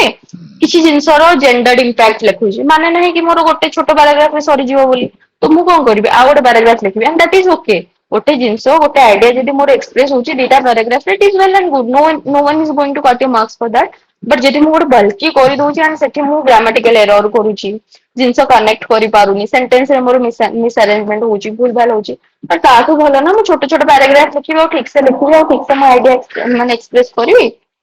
ତ ଆଉ ଗୋଟେ ଜିନିଷ ହେଲା କି ଟ୍ରାନଜିସନ ଯେତେବେଳେ ଆମେ କରିବା ପାରାଗ୍ରାଫରେ ଗୋଟେ ପାରାଗ୍ରାଫରେ ଆପଣ ଯେତେବେଳେ ଟ୍ରାନଜିସନ କରୁଛନ୍ତି କେବେ ବି ଆବ୍ରପ୍ଟ ଟ୍ରାନଜିସନ କରନ୍ତୁ ନାହିଁ ସେଇଟା ହିଁ ମାନେ ତ ବହୁତ ହିଁ ମାନେ ଖରାପ ଲାଗେ ସେ ସେଗୁଡାକ ପଢିବାକୁ ଯୋଉଟା ଆବ୍ରପ୍ଟ ଜମ୍ପ ହେଇଥିବ ଏସରେ ଧରକର ମୁଁ ଏଇନା ଲେଖୁଛି ଏଆଇ ର ଇମ୍ପାକ୍ଟ ମୁଁ ଲେଖୁଛି ହେଲ୍ଥ ଉପରେ ତ ମୁଁ ହେଲ୍ଥ ବିଷୟରେ ଲେଖୁଛି ସାଙ୍ଗେ ସାଙ୍ଗେ ଏଗ୍ରିକଲଚର ମାନେ ଲେଖିବାକୁ ଲାଗିଲି ତ ମୁଁ ସେଠି କଣ କରିବି ମାନେ ସେଠି ଜଣେ ହେଲ୍ଥ ବିଷୟରେ ପଢୁଛି ତା ମାଇଣ୍ଡ ଟା ହେଲ୍ଥରେ ଅଛି ଆପଣ ସାଙ୍ଗେ ସାଙ୍ଗେ ତାକୁ ଗୋଟେ ନେକ୍ସଟ ପାରାଗ୍ରାଫରେ ତାଙ୍କୁ ଏଗ୍ରିକଲଚର ବିଷୟରେ ଲେଖିବାକୁ ଲାଗିଲେ ଯଦି ଆପଣ ଲେଖୁଛନ୍ତି ବି ସେମିତି ଅବଭିୟସଲି ଆମେ ଟ୍ରାନଜିସନ କରିବା ପାରାଗ୍ରାଫ ଟୁ ପାରାଗ୍ରାଫ ଡିଫରେଣ୍ଟ ପରସ୍ପେକ୍ଟିଭ ଦବା ସେଠି ଆମେ କଣ କରିବା ଆମେ ହେଲ୍ଥ ବିଷୟରେ ଲେଖୁଛେ ସେତେବେଳେ ଆମେ ଏଗ୍ରିକଲଚର ବିଷୟରେ ଲେଖୁଛେ ନା ସେଠି ମୁଁ ଆପଣଙ୍କ ଆଗକୁ ଯାଇକି ଆହୁରି କହିବି କେମିତି ଲେଖା ହବ ସେଇଟା ତେବେ କହୁଛି ଧର ହେଲ୍ଥ ରୁ ମୁଁ ଟ୍ରାନଜିସନ କଲି ଏଗ୍ରିକଲଚର ମୁଁ କିଛି ଗୋଟେ ହେଲ୍ଥ ବିଷୟରେ ଲେଖୁଛି ମୁଁ ଏଗ୍ରିକଲଚର କୁ ଟ୍ରାନଜିସନ କଲି ତ ମୁଁ ଲେଖିବି କି ଧରକର ମାନେ ଏଆଇ ର ଖାଲି ମାନେ AI is not only beneficiary in the field of health it has also proven to be an essential tool in the field of agriculture also ତାପରେ ମୁଁ ଲେଖିବି ତ ସେ ସେଠି ଜାଣିଲେ କି ହଁ ମୁଁ ହେଲ୍ଥରେ ପଢୁଥିଲା ତାପରେ ଏଗ୍ରିକଲଚର କୁ ଆସିଲା ମୁଁ ଯଦି ଡାଇରେକ୍ଟ ସେଠି କହିଦେବି କି ହେଲ୍ଥରେ ଏଇଆ କରୁଥିଲା ତାପରେ ଏଗ୍ରିକଲଚର ଲେଖୁଛି ମୁଁ ହେଲ୍ଥରେ ସୋ ଆଣ୍ଡ ସୋ ବେନିଫିଟ କରୁଛି ଆମର ଡାଇଗ୍ନୋସିସ୍ ଇଜି ହେଇଗଲାଣି ତାପରେ ମୁଁ ଡାଇରେକ୍ଟ କରିବି କି ଏହା ହାଜ ବେନିଫିଟେଡ ମାନେ କ୍ରପ ଡାଇଭରସିଫିକେସନରେ ବା କ୍ରପ କ୍ଲାଇମେଟ ରେଜିଲିଏନ୍ସ ଏଗ୍ରିକଲଚରରେ ଆମକୁ ହେଲ୍ପ କରୁଛି ତ ସେଇ ଟ୍ରାନଜିସନ ଟା ବହୁତ ଆବ୍ରପ୍ଟ ହେଇଗଲା ସେଠି ତାଙ୍କ କନେକ୍ଟେଡ ଫିଲ୍ ହିଁ ହବନି ତ ସେଇ ଇଣ୍ଟର କନେକ୍ସନ ଟା ଆପଣଙ୍କୁ ଡେଭଲପ କରିବା ପାଇଁ ଆପଣଙ୍କୁ ବହୁତ ସାରା ୱାର୍ଡ ପାୱାର ତ ଦରକାର ଆଉ ସେଠି ଧର କିଛି ମାନେ ଛୋଟ ଜିନିଷଟା କରିଦେବେ ଏମିତି କିଛି ଲାଗେ ସମସ୍ତଙ୍କୁ ବଡ ଜିନିଷ ଏତେ ବଡ ଜିନିଷ ନୁହଁ ଯେମିତି ମୁଁ ଆପଣଙ୍କୁ ଗୋଟେ ଏକ୍ଜାମ୍ପଲ କହିଲି ମୁଁ ହେଲ୍ଥରେ ଏଇଆ କରୁଛି ସୋ ଆଣ୍ଡ ସୋ ଯେତେବେଳେ ମୁଁ ଏଗ୍ରିକଲଚରକୁ ସିଫ୍ଟ କଲି ମୁଁ କଣ କଲି କି ଖାଲି ହେଲ୍ଥରେ ଷ୍ଟପ୍ ହେଇଯାଏନି ଏଆଇ ଆପଣ ଲେଖିପାରିବେ AI the benefits of AI has not only been limited to the field of health but it also has proliferated to agriculture field also ତାପରେ ମୁଁ ଏଗ୍ରିକଲଚର ଜିନିଷ ଲେଖିବି କୋଉଠି କଣ ସେଟା ଭଲ ଲାଗିବ ଅବଭିୟସଲି ଏଇ ଯିଏ ଏମିତି କନେକ୍ଟ କରିକି ଲେଖିଛନ୍ତି ତାଙ୍କୁ ସେଟା ଭଲ ଲାଗିବ ନା ଯେମିତି ଜମ୍ପ କରୁଛନ୍ତି ତ inter connection is very important when you jump ନା କିଛି କିଛି ୱାର୍ଡସ ଆପଣଙ୍କୁ ମୁଁ ଏବେ କହିବି ଆଉ ଟିକେ ଆଗକୁ ଯାଇକି କେମିତି କନେକ୍ଟ କରିବେ ଶିଖେଇବି ତ ସେଇଟା ଆମେ ଏମିତି ଓଭର ଦ ଟାଇମ ଡେଭଲପ ହୁଏନି ଆପଣ ଯେତେବେଳେ ମାନେ ବହି ପଢିବେ କିଛି କିଛି ଆର୍ଟିକଲ୍ସ ପଢିବେ ଟପର୍ସ କପି ପଢିବେ ଆପଣ ସେଇଥିରୁ ମୁଁ ତ ଟପର୍ସ କପିରୁ ମୋଷ୍ଟଲି ଶିଖିଛି ତ ଆପଣ ସେଇଠି ଜାଣିପାରିବେ କି କେମିତି ଇଣ୍ଟର କନେକ୍ସନ ଗୋଟେ ଡେଭଲପ ହଉଛି ଗୋଟେ ପାରାଗ୍ରାଫ ରୁ ପାରାଗ୍ରାଫ ଆବ୍ରପ୍ଟ ଜମ୍ପ ନ କରିକି ତ ଫ୍ଲୋ ଏସେଟାର ମେଣ୍ଟେନ ହବା ବହୁତ ଜରୁରୀ। ତ ସେଇଟା ଗୋଟେ ଆପଣ ୱାର୍ଡସ ୟୁଜ କରିପାରିବେ ଯେମିତି କି ଡେସ୍ପାଇଟ୍ of, instead of this, because of this, while this is true, ମାନେ ଏମିତି କିଛି କିଛି as a result of this। ତ ସବୁବେଳେ ଟ୍ରାଏ କରିବେ ନା ଗୋଟେ ଫ୍ଲୋ ମେଣ୍ଟେନ କରିବାକୁ। ଧର ମୁଁ ଲେଖିଛି କି ଏଆଇ ର ଏଆଇ ମାନେ ଭଲ ଜିନିଷ ଅଛି ତ ଏଗ୍ରିକଲଚରରେ ଏୟା, ହେଲ୍ଥରେ ଏୟା କି ଏଆଇ ହେଇଛି, ତାପରେ ମୁଁ ଏଆଇ ର ଭଲ ଲେଖିଲେ ତାକୁ ଖରାପ କଣ କଣ ଇମ୍ପାକ୍ଟ ଅଛି ମୁଁ ଡାଇରେକ୍ଟ କଣ ଲେଖିଦେବି କି ଏଆଇ ର ଏୟା ଖରାପ ଇଫେକ୍ଟ ଅଛି ପୁଣି ଷ୍ଟାର୍ଟ କରିଦେବି ଏଆଇ ର ଏଇଥିରେ weaponization of AI ହଉଛି, misalignment of AI ହଉଛି, ମୁଁ ପୁଣି ଲେଖିବାକୁ ଷ୍ଟାର୍ଟ କରିବି କି ନାଇଁ? ମୁଁ ତାକୁ ଗୋଟେ ପୁଣି ପୁଣି ତାର ଗୋଟେ ସ୍ୱିଫ୍ଟ ଟ୍ରାନଜିସନ କରିବି। କେମିତି କରିବି? ମୁଁ ଲେଖିବି although we have discussed about the multiple benefits of AI, but however with time AI has proved to be a double edged sword। AI ଗୋଟେ ଡବଲ ଏଜ୍ sword ଭଳିଆ କାମ ଦେଇଛି ନା କେମିତି? ଦେନ୍ ମୁଁ ଲେଖିବି କି ଏଆଇ ର ନେଗେଟିଭ ଇମ୍ପାକ୍ଟ ବି ଆମ ଉପରେ ରହୁଛି। ତ ଆପଣଙ୍କର ଏତେଟା ତାହେଲେ ସୁନ୍ଦର ଦେଖାଯିବ। ଟ୍ରାଏ କରିବେ ସେଇଟା କରିବା ପାଇଁ। ଯେମିତି କି ନହେଲେ କିଛି କିଛି ୱାର୍ଡ ୟୁଜ କରିବେ। ମୁଁ ଆପଣଙ୍କୁ ଚାଟ୍ ଜିପିଟି କୁ ପଚାରିଦେବେ କନେକ୍ଟେଡ ୱାର୍ଡସ ଦିଅନ୍ତୁ, ସେ ଦେଇଦେବେ ଆଜ a result of, consequently, because of this, ସବୁବେଳେ ଏଇଗୁଡା ୟୁଜ କରିକି ଗୋଟେ ପାରାଗ୍ରାଫ ରୁ ଆଉ ଗୋଟେ ପାରାଗ୍ରାଫ ସ୍ୱିଫ୍ଟ ଟ୍ରାନଜିସନ ଆପଣ କରିପାରିବେ। ତ ଏଇ ୱାର୍ଡସ ଗୁଡାକ ଆପଣ ପଢିଲେ ତ ଜାଣି ପାରିବେ ତପସ୍ୱ ମାନଙ୍କ କପିରୁ ହେଲା କି ଇଏ ଆପଣ ଚାଟ୍ ଜିପିଟି କୁ ମାରିଦେବେ ବି କି କିଛି କିଛି କନେକ୍ଟର ୱାର୍ଡସ ଦିଅନ୍ତୁ ତ ସିଏ ସେଇଠି ଦେଇଦେବେ, ଆପଣ ୟୁଜ କରିପାରିବେ। ଆଉ ଗୋଟେ କଥା ଆମେ କଥା ହଉଥିଲେ କି ଯୋଉ କି ଟର୍ମସ୍ ଯେମିତି ମୁଁ ଆପଣଙ୍କୁ କହୁଥିଲି ତ ସେଇଟା ତ ଇମ୍ପୋର୍ଟାଣ୍ଟ, ସେଇଟା ମୁଁ ଆଉ ଗୋଟେ ମିସ୍ କରି ଯାଇଥିଲି ଏବେ କହୁଛି। ଏମିତି ଇମ୍ପୋର୍ଟାଣ୍ଟ ନୁହଁ କି ଆପଣ ବହୁତ ଭଲ ଭଲ ୱାର୍ଡ ଲେଖିବେ, ବଟ ଏସରେ ମୋ ହିସାବରେ ଗୋଟେ right word at the right place is important. ଆପଣ ଯୋଉ ୱାର୍ଡ ଟାକୁ ଲେଖୁଛନ୍ତି ରାଇଟ ୱାର୍ଡ ଟାକୁ ରାଇଟ ପ୍ଲେସରେ ଲେଖିବା ଇମ୍ପୋର୍ଟାଣ୍ଟ। ଭୋକାବ ଆପଣଙ୍କର ଏମିତି ନାଇଁ କି ବହୁତ ହି ଭଲ ଇଂଲିଶ ଆସୁଥିଲେ ଜଣେ ଭଲ ଏସେ ଲେଖିବ ନହେଲେ ଲେଖିପାରିବେନି। କିଛି କିଛି ଜଣ ଆପଣ ଜାଣିଥିବେ ଯେତେ ସିମ୍ପଲ ୱେରେ ବି ବହୁତ ଜଣ ଲେଖିକି ବହୁତ ଭଲ ମାର୍କ ପାଆନ୍ତି। ବଟ ଆପଣଙ୍କୁ ସେଇଟା ମାନେ ଆପଣଙ୍କ ପାଖେ ଯଦି ଭୋକାବ ବି ଷ୍ଟ୍ରଙ୍ଗ ନାହିଁ ବଟ ଆପଣ ଜାଣିବା ଦରକାର କି କୋଉ ୱାର୍ଡ ଟାକୁ କୋଉଠି ୟୁଜ କଲେ ମତେ ମାନେ ମୁଁ ଗୋଟେ ଏଜରେ ରହିବି ବା ଯିଏ ପଢିବେ ତାଙ୍କୁ ଏତେଟା ଅପିଲିଙ୍ଗ ହବ। କେମିତି ଧରକର ଆମେ ଗୋଟେ ଏକ୍ସାମ୍ପଲ ଦେଇପାରିବୁ ମୁଁ ଧରକର ଆମେ କିଛି ଗୋଟେ କ୍ଲାଇମେଟ ଚେଞ୍ଜ ର ଇମ୍ପାକ୍ଟ କଥା ଲେଖୁଛେ ସେଠି ଆମେ ଲେଖିପାରିବା କି ବହୁତ ହେଭି ରେନଫଲ ହଉଛି, ଡ୍ରଟ୍ ହଉଛି, ତ ଲୋକମାନଙ୍କର ଏୟା ଏୟା ଏୟା ହେଇଯାଇଛି। ତ ସେଇଟା ନ ଲେଖିକି ତ ଆମେ କଣ ଲେଖିପାରିବା ଏକ୍ସଟ୍ରିମ ୱେଦର କଣ୍ଡିସନ ଗୋଟେ ଯଦି ଆମେ ୱାର୍ଡ ଲେଖୁଛେ ତ ସେଇଠି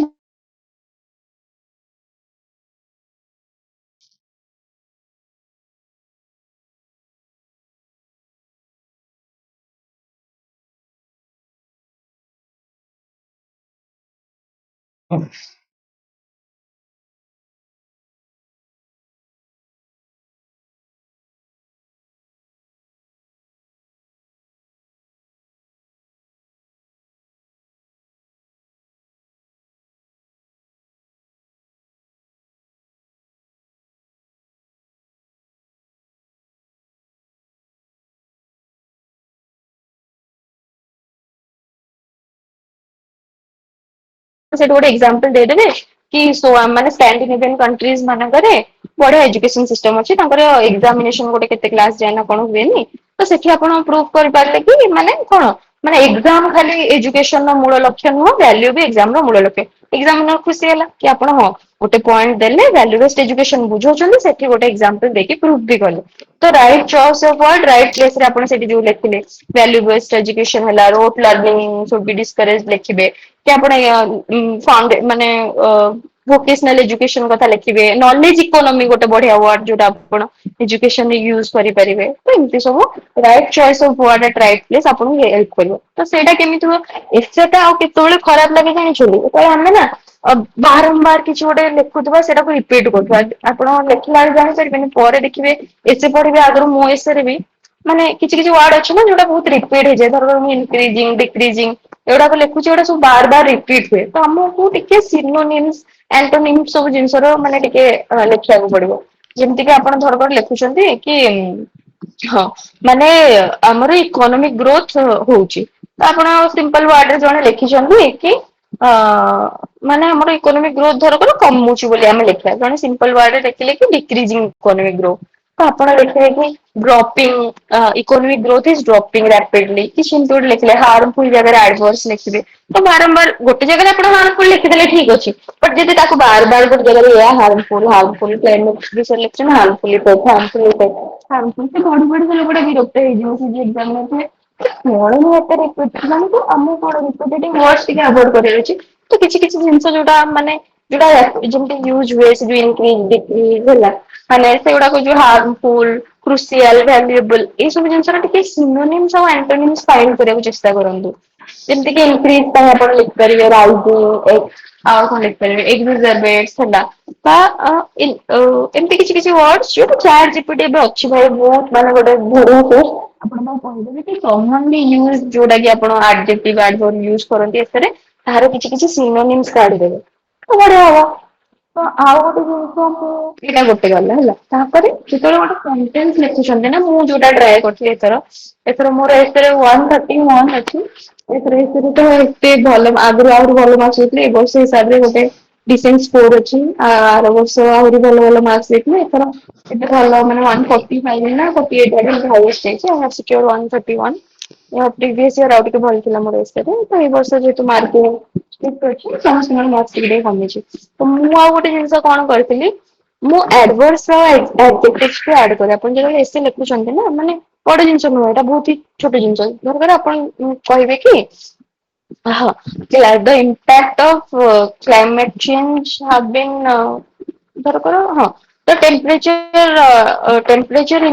increase in temperature due to climate change have been rapid ହେଲା କି ମାନେ ବହୁତ ଜଲ୍ଦି ରାପିଡ ଚେଞ୍ଜ ହଉଛି କ୍ଲାଇମେଟ ଚେଞ୍ଜ ହଉଛି ଟେମ୍ପରେଚର ଯେତେବେଳେ ଇନକ୍ରିଜ ହଉଛି ତାକୁ ଆପଣ ଦେଖିପାରିବେ ଧର ମୋ ହିସାବରେ ମୁଁ ଏଥିରେ ଏମିତି ଲେଖିଥାନ୍ତି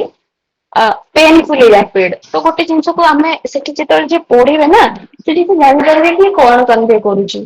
ତ ଦରକାର ଆପଣ ମାନେ ଗୋଟେ ଡିଗ୍ରୀ ଏକ୍ସପ୍ଲେନ କରିଦବ ସେଠି ଆପଣଙ୍କ ନଲେଜ ର କିଛି ଗୋଟେ ଲେଖୁଛନ୍ତି ଟ୍ରାଏ କରନ୍ତୁ ଟିକେ ତାକୁ ଆଡଭର୍ବ ଦେଇକି ଲେଖିବା ପାଇଁ ଗୋଟେ ମାନେ ଆପଣଙ୍କ ଏସେଟା ସାର୍ପ ହେଇଯିବ ତାପରେ ମାନେ ବଢିଆ ଲାଗିବ ଶୁଣିବାକୁ ଆପଣ ଲେଖିବେ କି economic development in our country is slow ବା economic growth in our country is slow ମୁଁ ତାକୁ ଲେଖିବି economic growth in our country has been painfully slow economic growth ନ ଲେଖିକି ଆମେ ଏଗ୍ରିକଲଚର ଧରକ ନଉଛେ agricultural growth in our country ତମେ ଲେଖିଲ କି ହାଜ ବିନ୍ ସ୍ଲୋ ମୁଁ ଧରକ ଲେଖିଲି ହାଜ ବିନ୍ ପେନଫୁଲି ସ୍ଲୋ ତ ସେଇଠି ରିଡର ଗୋଟେ ସାର୍ପ ହେଲା ତମ ଏସେଟା ସ୍ଲୋ ତ ମାନେ ଲେଖିଲେ ରିଡର ଭାବିଲେ ପେନଫୁଲି ସ୍ଲୋ ମାନେ ଅବଭିୟସଲି ସେଇଟା ପେନଫୁଲି ସ୍ଲୋ ଏଥିପାଇଁ କି କାହିଁକି ନା ଆମର ଏତେ ମାସ ଏନଗେଜ ହଉଛନ୍ତି ଏଗ୍ରିକଲଚରାଲ ବଟ ଆମର ଯେତିକି ମାନେ ସେଇ ଅନୁସାରେ ଆମର ତାଙ୍କର contribution to GDP has been really slow ତ ସେଠି ଏସେଟା ସାର୍ପେନ୍ ଯେତେବେଳେ ଆପଣ କିଛି ଏସେ ଲେଖିବାକୁ ଟ୍ରାଏ କରୁଛନ୍ତି ଛୋଟ ଛୋଟ ଜିନିଷ ମୁଁ କହୁନି କି ସବୁ ସେଣ୍ଟେନ୍ସ ରେ ଆପଣ ଏମିତି ଭର୍ତ୍ତି କରିଦିଅନ୍ତୁ ଓଭର ରାଇଟ କଲେ ବି ସୁନ୍ଦର ଲାଗିବନି ଗୋଟେ ଗୋଟେ ଜାଗାରେ ଯୋଉଠି ଆପଣ କିଛି ଗୋଟେ ଇମ୍ପାକ୍ଟ ଦର୍ଶଉଛନ୍ତି କି ୟାର ଇମ୍ପାକ୍ଟ ଏଇଆ ତାର ଇମ୍ପାକ୍ଟ ଏଇଆ ଟିକେ ମାନେ ସେଇଠି ଟିକେ ସାର୍ପ କରିବାକୁ ଆପଣ ସେଟାକୁ ଟିକେ ଆଡଭର୍ବ ଆଡଜେକ୍ଟିଭ ୟୁଜ କରନ୍ତୁ ସୁନ୍ଦର ହବ ଏସେ ଏଇଟା କରିପାରିଲେନି କି ଏଇଟା ମୁଁ କହୁଛି ମାନେ ଯଦି ସେମାନେ ବହୁତ ଏବେ ଭଲରେ ଦେଖିଲେଣି ଶିକ୍ଷାର ଅଛି ଏଇ ଛୋଟ ଛୋଟ ଜିନିଷ ଆପଣ ଗଲେ ଆପଣଙ୍କ ଏସେ ନିଶ୍ଚିନ୍ତ ବହୁତ ଭଲ ହବ ଏତିକି ହଉଛି ଏସେ ଲେଖିବାର ଆପଣଙ୍କୁ ଯାହାବି କହିଲି କେମିତି ମାନେ ଇଣ୍ଟ୍ରୋ ଲେଖିଲେ ଆପଣଙ୍କୁ ଇଣ୍ଟ୍ରୋ ଉପରେ ମୁଁ ଆଉ ଟିକେ କହିବି ତ ମୁଁ ଆପଣଙ୍କର ଗୋଟେ କ୍ଲାରିଟି ଗୋଟେ ସର୍ଟ ରହିବା ଦରକାର ଆଉ ଯଦି ମୁଁ ସମଅପ୍ କରିବି ଆପଣଙ୍କୁ କଣ କଣ କହିବି ଗୋଟେ ଟିକେ ଲାବିଲିଟି କଥା କହିଲି ଯୋଉଟା ଯେମିତି କି technology technical terms and terminology କଥା କହିଲି ଗୋଟେ ଲଜିକାଲ ଷ୍ଟ୍ରକ୍ଚରିଂ ହେଇଥିବା କଥା କହିଲି ଇନସାଇଟଫୁଲ ହେଇଥିବ ଏସେଟା ଗୋଟେ ବାଲାନ୍ସ ଆପ୍ରୋଚ ସବୁବେଳେ ନେବେ କେବେ ବି ଏକ୍ସଟ୍ରିମିଟିକୁ ଯିବେ ନାହିଁ ତାପରେ ଗୋଟେ କହିଲି ଲଜିକାଲ ଷ୍ଟ୍ରକ୍ଚରିଂ କରିବେ ଗୋଟେ କିଛି ଗୋଟେ ଲେଖୁଛନ୍ତି ତାକୁ ପୁରା ସାରିକି ଆଉ ଗୋଟେ ଜିନିଷକୁ ଯିବେ ଏମିତି ଖଣ୍ଡିଆ ଖାବରା କରିକି ଲେଖିବେନି ଏଥିରୁ ପୁଳେ ସେଥିରୁ ପୁଳେ ସେମିତି ନାହିଁ ଗୋଟେ ଜିନିଷ ଏକ୍ସପ୍ରେସ କରୁଛନ୍ତି ପୁରା ଗୋଟେ କ୍ଲିୟର ଅଣ୍ଡରଷ୍ଟାଣ୍ଡିଂ ଯେମିତି ରିଡର କୁ ମିଳିବ ତାକୁ କରନ୍ତୁ ନେକ୍ସଟ ଯାପରେ ଯାଆନ୍ତୁ ଗୋଟେ ଧର ଗୋଟେ ମୁଁ ଲେଖୁଛି ଗୋଟେ ଜିନିଷ ବିଷୟରେ ତାର 3-4ଟା ସବ ପଏଣ୍ଟ ଅଛି ମୁଁ ପୁରା ସାରିବି ଦେନ୍ ନେକ୍ସଟ କୁ ଯିବି ତ ଏପଟ ସେପଟ କରିକି ଲେଖିବେନି ତାପରେ ଫ୍ଲୋ ଅଫ ଦ ଏସେ କହିଲି କେମିତି ମେଣ୍ଟେନ କରିବେ ଟ୍ରାନଜିସନ ଟା କେମିତି ସ୍ମୁଥଲି କରିବେ କନେକ୍ସନ କେମିତି ପାରାଗ୍ରାଫରେ ଆଣିବେ ଇଣ୍ଟର କନେକ୍ଟିଂ ୱାର୍ଡସ ଗୁଡାକ ଚାଟ ଜିପିଟି ରୁ ପଚାରିକି ଟିକେ ଶିଖିବେ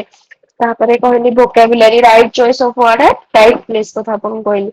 ଆପଣ ଯୋଉଠି ଯୋଉ ଜିନିଷଟା ଲେଖୁଛନ୍ତି ଏମିତି ବହୁତ ହାଇ ଫାଇ ୱାର୍ଡ ନ ଲେଖିକି right choice of word is very important ଦେଖିବେ ଆପଣ ବଡ ବଡ ସ୍ପିକର୍ସ ମାନଙ୍କୁ ଦେଖିଥିବେ ସେମାନେ ଏମିତି ବହୁତ ବମ୍ବାଷ୍ଟିକ ୱାର୍ଡସ ୟୁଜ କରନ୍ତିନି ବଟ କୋଉ ଜାଗାରେ କୋଉ ୱାର୍ଡ ଟା ଲେଖିବାର ଅଛି ବା କୋଉଠି କୋଉ ଜିନିଷ ଟା କହିବା ସେଇଠି ମାନେ ଯେମିତି ଅପିଲ ହବ ବା ସାମ୍ନା ବାଲାକୁ କନେକ୍ଟ କରିବ ସେଇ ଟାଇପ ର ଆପଣ ରାଇଟ ଚଏସ୍ ଅଫ ୱାର୍ଡ କରିବେ। କୋଉଠି କୋଉ ଧର ଏଜୁକେସନ ଉପରେ ଲେଖୁଛନ୍ତି ଆପଣଙ୍କ ପାଖେ ରାଇଟ ଚଏସ୍ ଅଫ ୱାର୍ଡ ରହିବା ଦରକାର। ମୁଁ ଏଜୁକେସନ ଟପିକ ରେ ଲେଖୁଛି ମାନେ ମୋ ପାଖେ ଏଇ ୱାର୍ଡସ ତ ମୁଁ ଲେଖିବି ହିଁ ଲେଖିବି। ମୁଁ ଏଟା ସ୍କିପ୍ କରିବାର ଚାନ୍ସ ନାହିଁ। ମୁଁ କ୍ଲାଇମେଟ କଥା ଲେଖୁଛି କ୍ଲାଇମେଟ ଜଷ୍ଟିସ କଥା ଲେଖିବି। ପଲ୍ୟୁଟର ପେ ପ୍ରିନ୍ସିପଲ ଲେଖିବି। ଜେଣ୍ଡର କଥା ଲେଖୁଛି ଯଦି ଜେଣ୍ଡର ମେନ୍ ଷ୍ଟ୍ରିମ୍ ଲେଖିବି। ସବୁ ମାନେ ରାଇଟ ଚଏସ୍ ଅଫ ୱାର୍ଡ ସବୁବେଳେ କରିବେ। ସବୁ ଟପିକ ପାଇଁ ଏମିତି 15-20ଟା ୱାର୍ଡ ମନେ ରଖିକି ଯିବେ। କିଛି ବଡ ଟାସ୍କ ନୁହଁ ଆରାମସେ ହବ ଥରେ ଥରେ ଦେଖିଲେ। ଆଉ ଆପଣଙ୍କୁ କଣ କହିଲି ଯେମିତି କି ଆପଣ ଟିକେ ୟୁଜ କରିବେ ଆଡଭର୍ବ ଆଡଜେକ୍ଟିଭ ସୋ ଦ୍ୟାଟ ଆପଣଙ୍କ ଏପଟ ଟିକେ ସାର୍ଟ ପେନ୍ ହବ। କୋର୍ସ ବି ଯଦି ଆପଣ ଲେଖୁଛନ୍ତି ଧରକର ଆପଣ ଲେଖୁଛନ୍ତି କି ମାନେ ବାର ବାର ଏମିତି ଡାଇରେକ୍ଟ କୋଟ ଷ୍ଟାର୍ଟ କରିଦେବେ ଧରକର ଲେଖୁଛନ୍ତି ଗୋଟେ କୋଟ ଲେଖିଦେଲେ ତଳେ ଅବଦୁଲ କଲାମ ଏମିତି ଲେଖିଦେବେ। ସେଇଟା ତ ସମସ୍ତେ କରୁଛନ୍ତି କୋଟ ଲେଖିଦେବେ ବକ୍ସ କରିକି ତଳେ ଅବଦୁଲ କଲାମ ଲେଖିଦେବେ। ତ ସେଇଟା ନ କରିକି ତାକୁ ଟିକେ ୟୁନିକ୍ ୱେ ରେ ମାନେ କରିବ ଲାଇକ କି ଫର ଅବଦୁଲ କଲାମ ବଟ୍ ନହେଲେ in the words of Abdul Kalam ଏଇଟା ଆଣ୍ଡ ଏଇଟା ହେଲା ଏମିତି ଲେଖିବେ ଟିକେ। ଡାଇରେକ୍ଟ ଏଆର ଗୋଟେ କୋଟ ଲେଖିଦେବେ ଇନଭର୍ଟେଡ କମା ଭିତରେ ତଳେ ଅବଦୁଲ କଲାମ ଲେଖିଛନ୍ତି ନ ଲେଖିକି ନହେଲେ in the words of Abdul Kalam ନହେଲେ in the wise words of Abdul Kalam so and so ଏଇଟା କହିଛନ୍ତି ହେଲା। ତ ମହାତ୍ମା ଗାନ୍ଧୀ କଣ କଥା ଲେଖିଲେ in the insightful thought of Mahatma Gandhi, poverty is the worst form of violence ଆପଣ ଲେଖିଲେ। ଡାଇରେକ୍ଟ ଲେଖିଦେବେ poverty is the worst form of violence ତଳେ ଗୋଟେ ବକ୍ସ କରିକି ମହାତ୍ମା ଗାନ୍ଧୀ ସେଇଟା ତ ସମସ୍ତେ କରୁଛନ୍ତି। ଆପଣ କଣ ଅଲଗା କଲେ ଏସରେ ଏଜ କେମିତି ଭାଇ ଗୋଟେ ଗୋଟେ ମାର୍କ ଇମ୍ପୋର୍ଟାଣ୍ଟ ଏକ୍ସାମିନେସନ ଛୋଟ ଛୋଟ ଷ୍ଟେପ ଆପଣଙ୍କୁ 10 ମାର୍କ ଏକ୍ସଟ୍ରା ଦେଇଦବ ଆପଣ ଜାଣିନାହାନ୍ତି କୋଉଠି ଦବ କେମିତି ଦବ। ହଁ ସେଇଭଳିଆ ତ ଯଦି ଲେଖୁଛନ୍ତି ମୁଁ ଆପଣଙ୍କୁ ଅବଦୁଲ କଲାମକୁ ଆପଣ କୋଟ କରୁଛନ୍ତି। ତ ଆପଣ ଡାଇରେକ୍ଟ ନ ଲେଖିକି ଡାଇରେକ୍ଟ କୋଟ ଲେଖିକି ତଳେ ଅବଦୁଲ କଲାମ ନ ଲେଖିକି in the wise words of Abdul Kalam ବା in the thought of Abdul Kalam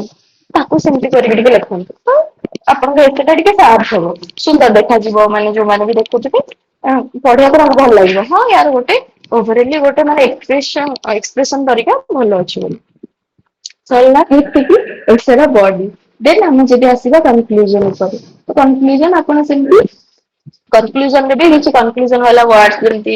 ସବୁବେଳେ ଯୋଉ ଏସେ ଲେଖିଛନ୍ତି ତାକୁ କେମିତି ଯେବେ ଆନେକ୍ଡୋଟ ରୁ ଷ୍ଟାର୍ଟ କରୁଛନ୍ତି ସେଇ ଆନେକ୍ଡୋଟ କୁ ଆଉଥରେ ଆଣିକି କନେକ୍ଟ କରିବେ। ତ ସିଏ ଭାଇ ପୁରା ସିଧା ସାଧା ପଢିଲା ଧରକର ମୁଁ ଲେଖିଥିଲି ଯୋଉ ସୌମ୍ୟାଶ୍ରୀ ଉପରେ ଲେଖିଥିଲି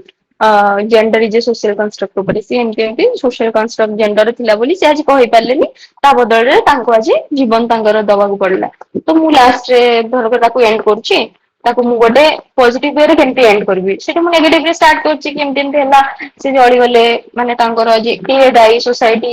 ଯୋଉ ଓମେନ ଉପରେ ସେତିକି ମାନେ ଇନଫ୍ଲୁଏନ୍ସ ରଖିଛି ବୋଲି ସେ ଆଜି କହିପାରିଲେନି ତ ତାକୁ ମୁଁ ଏମିତି କରିଥିଲି କି ପାରାଡକ୍ସିକାଲି ମୁଁ ତାକୁ ଆହୁରି ଗୋଟେ କହିଥିଲି ମାନେ ଆମେ ଏବେ 2050 ରେ ଅଛୁ ତ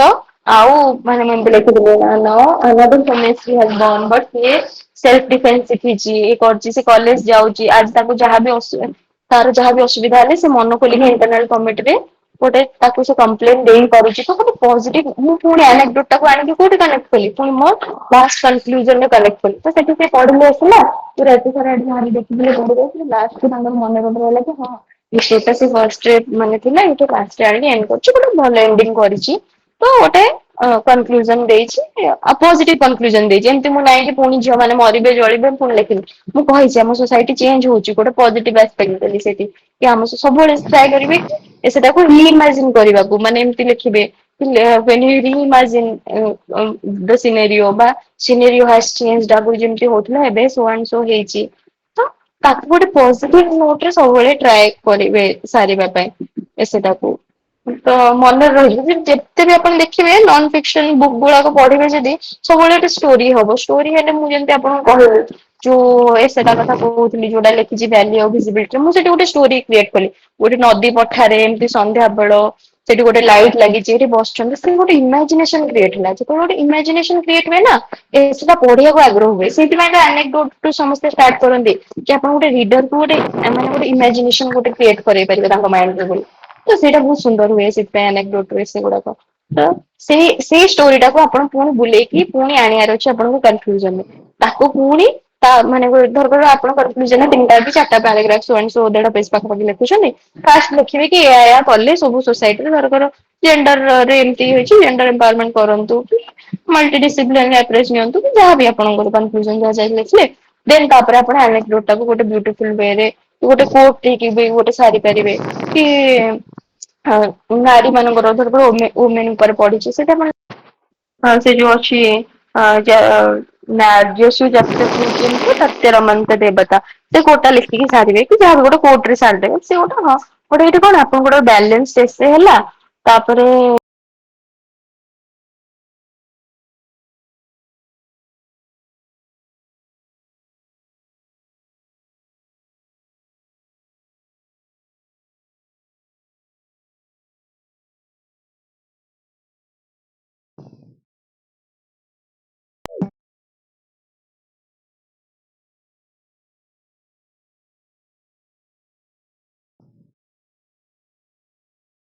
କୁ ଲିଙ୍କ କରିବେ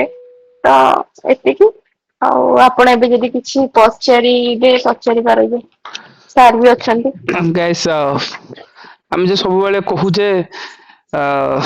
ଅପୋନେଣ୍ଟ ରେ ଥିବା ପର୍ସନ୍ସ ବା ଯୋଉମାନେ ତମମାନଙ୍କ ଭିତରେ ଥିବା ପର୍ସନ୍ସ ହିଁ ଯେତେବେଳେ ଲିଡ୍ କରନ୍ତି ସ୍କୋରରେ this is the uniqueness right. ଏଇଠି ଆମେ ଯୋଉ କିଛି କ୍ରକ୍ସ ପାଇଲେ ଯୋଉ ପ୍ରଜ୍ଞା ବହୁତ ଗୁଡାଏ ଭଲ ଭଲ ଜିନିଷ କହିଛନ୍ତି ଯଦି ମୁଁ ଗୋଟେ ବେଷ୍ଟ କ୍ରକ୍ସ କହିବି ଯେ ଗୋଟେ ଷ୍ଟାର୍ଟିଂ ଯୋଉଠୁ ଆମେ କରୁଛନ୍ତି ଷ୍ଟୋରିରୁ ଏଣ୍ଡିଂ ବି ସେ ଷ୍ଟୋରିରେ ଆସିକି କରିବା ରାଇଟ୍ ସେଇଟା ଗୋଟେ ବେଷ୍ଟ ଥିଙ୍ଗସ ଯୋଉଟାକି ଗୋଟେ ସାର୍କେଲ କମ୍ପ୍ଲିଟ ହବ ଯେତେବେଳେ ଏକ୍ସାମିନର ଯେତେବେଳେ ପଢନ୍ତି ଯୋଉ କଣ୍ଟିନ୍ୟୁଟି ମେଣ୍ଟେନ କରିବା ରଖିବା ଦରକାର ଯୋଉ କୁହନ୍ତି ଯେ ଗୋଟେ ଏସେ ପଢିଲେ ଗୋଟେ ଫ୍ଲୋ ଲାଗିବା ଦରକାର ଆମେ ଯେତେବେଳେ ଏସେ ଲେଖୁ ପାରାଗ୍ରାଫ ପାରାଗ୍ରାଫ ଭାବିକି ମନ ଇଚ୍ଛା ଲେଖିକି ଦେଇକି ପଢାଉନୁ ଇଟ୍ସ ନଟ୍ ଲାଇକ୍ ଦ୍ୟାଟ୍। ଆମେ ଆରମ୍ଭ କରିଥିବା ଯୋଉଠୁ ଯେମିତି ସେ ସୌମ୍ୟାଶ୍ରୀଙ୍କର ଏକ୍ସାମ୍ପଲ ଦେଲେ ଯୋଉ ସୌମ୍ୟାଶ୍ରୀ ଭଏସ ରେଜ କରିପାରିଲାନି ଜାଳି ଦେଇକି ମରିଗଲା ଲାଷ୍ଟକୁ ଆଣିକି କହିଲେ ଯେ ଆଜି 21st ପିଢିରେ ଗୋଟେ ସୌମ୍ୟାଶ୍ରୀ ଆସିଛି ସେ ସୌମ୍ୟାଶ୍ରୀ ଯେତେବେଳେ ଆଜି ବୋର୍ଡ ପାଖକୁ ଯାଉଛି ସିଏ ଆଜି କହିପାରୁଛି ସେ ଭଏସ ରେଜ କରିପାରୁଛି ନିଜ ଅପିଲ କହିପାରୁଛି ମତଲବ ସେ ଏକ୍ସାମିନରକୁ ସେ ଶୋ କରୁଛନ୍ତି ଯେ ଗୋଟେ ସାର୍କିଲ ଆମେ କମ୍ପ୍ଲିଟ କରିବା this is the first and most important things. Second things ହେଲା ଯେ ତମେ ଯୋଉ ବଢିଆ ବଢିଆ ପଏଣ୍ଟସ ଲାଇକ ମୁଁ ଆପ୍ରିସିଏଟ କି କାହିଁକି ଓପିଏସସି ତାଙ୍କୁ ଏସେରେ ଭାବ ଏ ବର୍ଷ ସିନା ଏ ବର୍ଷ ସବୁଠୁ ଟାଇଟ୍ ମାର୍କ ଅଫ୍ ଏସେ ରାଇଟ୍ ଯେମିତି 140 45 ଏମିତି ରେଞ୍ଜରେ ବହୁତ ରେୟାରଲି ପିଲା ଆଣିଛନ୍ତି Pragya 130 one of the good score ଆଗରୁ ଆଙ୍କର ପ୍ରଜ୍ଞାଙ୍କର ସ୍କୋର ବହୁତ ଭଲ ରହୁଥିଲା ପ୍ରିଭିୟସ ଆଟେମ୍ପ୍ଟରେ ଏବେ ଇମାଜିନ୍ସ କର ଯେ ଯୋଉ କୋଟେସନ୍ସକୁ ନର୍ମାଲି ଲେଖନ୍ତି ତା ତଳେ ଆମେ ଗୋଟେ ଅବଦୁଲ କାଲାମ ବି ଗୋଟେ ଯେମିତି କହୁଥିଲେ ତାକୁ ଆଣିକି in the words of Abdul Kalam in the ଯୋଉ ଯୋଉ ୱାର୍ଡ ମତଲବ ସି ଦେ ଆର୍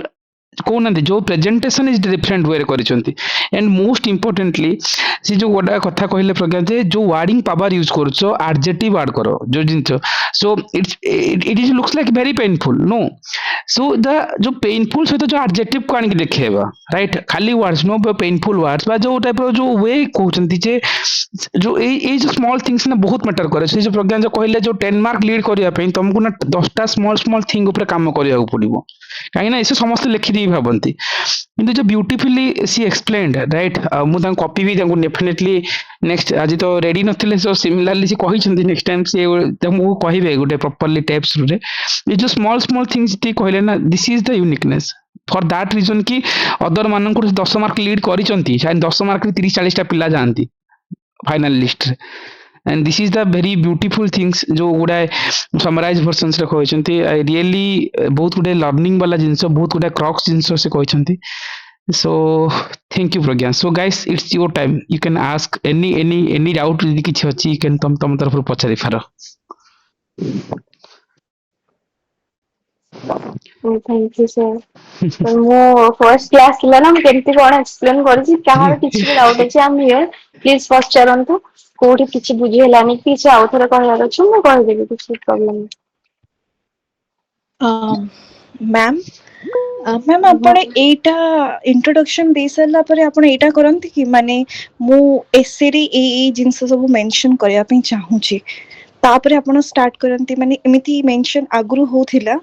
ଇଣ୍ଟ୍ରୋଡକ୍ସନ ପରେ ମାନେ ଗୋଟେ ଆନେକ୍ଡଟ ପରେ ଆମେ ମେନସନ କରୁ କି ଆମେ ଏଇ ବିଷୟରେ ମୁଁ ଏସେରେ ଟୋଟାଲ ବଡିଟା ଏକ୍ସପ୍ଲେନ କରିବି ତ ସେଇଟା ଆପଣ ମେନସନ ହଁ କରନ୍ତି ନା କେମିତି କଣ? ନା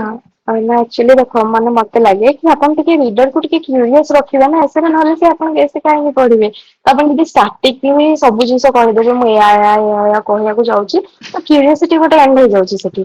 try to hold on the reader for longer ମାନେ ଆପଣ ଟିକେ ହୋଲ୍ଡ କରିବାକୁ ଚାହିଁବେ ସେ ଯେମିତି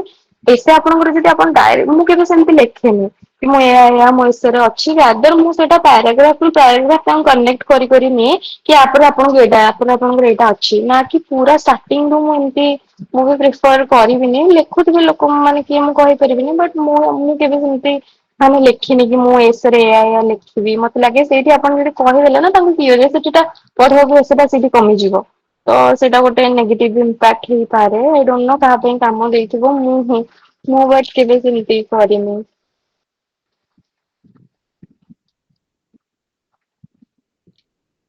ହ୍ୟାଲୋ। ହଁ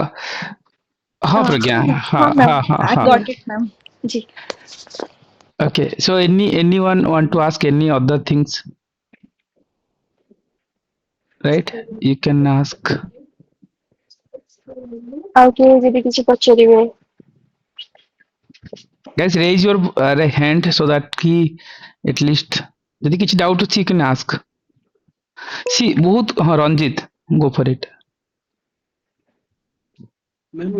ଯେତେବେଳେ ଆମେ ଗୋଟେ ଏସେ ଲେଖୁଛନ୍ତି, ହଁ ମନେ କରନ୍ତୁ ଟପିକ ଅଛି ଓମେନ, ଓମେନ ଉପରେ ଆମେ ଯେତେବେଳେ ଇସ୍ୟୁଟା ଲେଖୁଛନ୍ତି, ଇସ୍ୟୁଟା ହଁ। ଗୋଟେ ପାରାଗ୍ରାଫ କିମ୍ବା ଦୁଇଟା ପାରାଗ୍ରାଫ ଇସ୍ୟୁଟା ଲେଖି ସାରିବା ତାପରେ ଆମେ ସଲ୍ୟୁସନ ଲେଖିବା, ନା ଗୋଟେ ଇସ୍ୟୁ ଲେଖିକି ତା ତଳକୁ ସଲ୍ୟୁସନ ଲେଖିବା, ଏମିତି ଇସ୍ୟୁ ଦେନ୍ ସଲ୍ୟୁସନ, ଇସ୍ୟୁ ସଲ୍ୟୁସନ ଏମିତି ଲେଖିବା ବେଟର ହବ, ଫାର୍ଷ୍ଟ ଇସ୍ୟୁ ଲେଖି ତାପରେ ସଲ୍ୟୁସନ?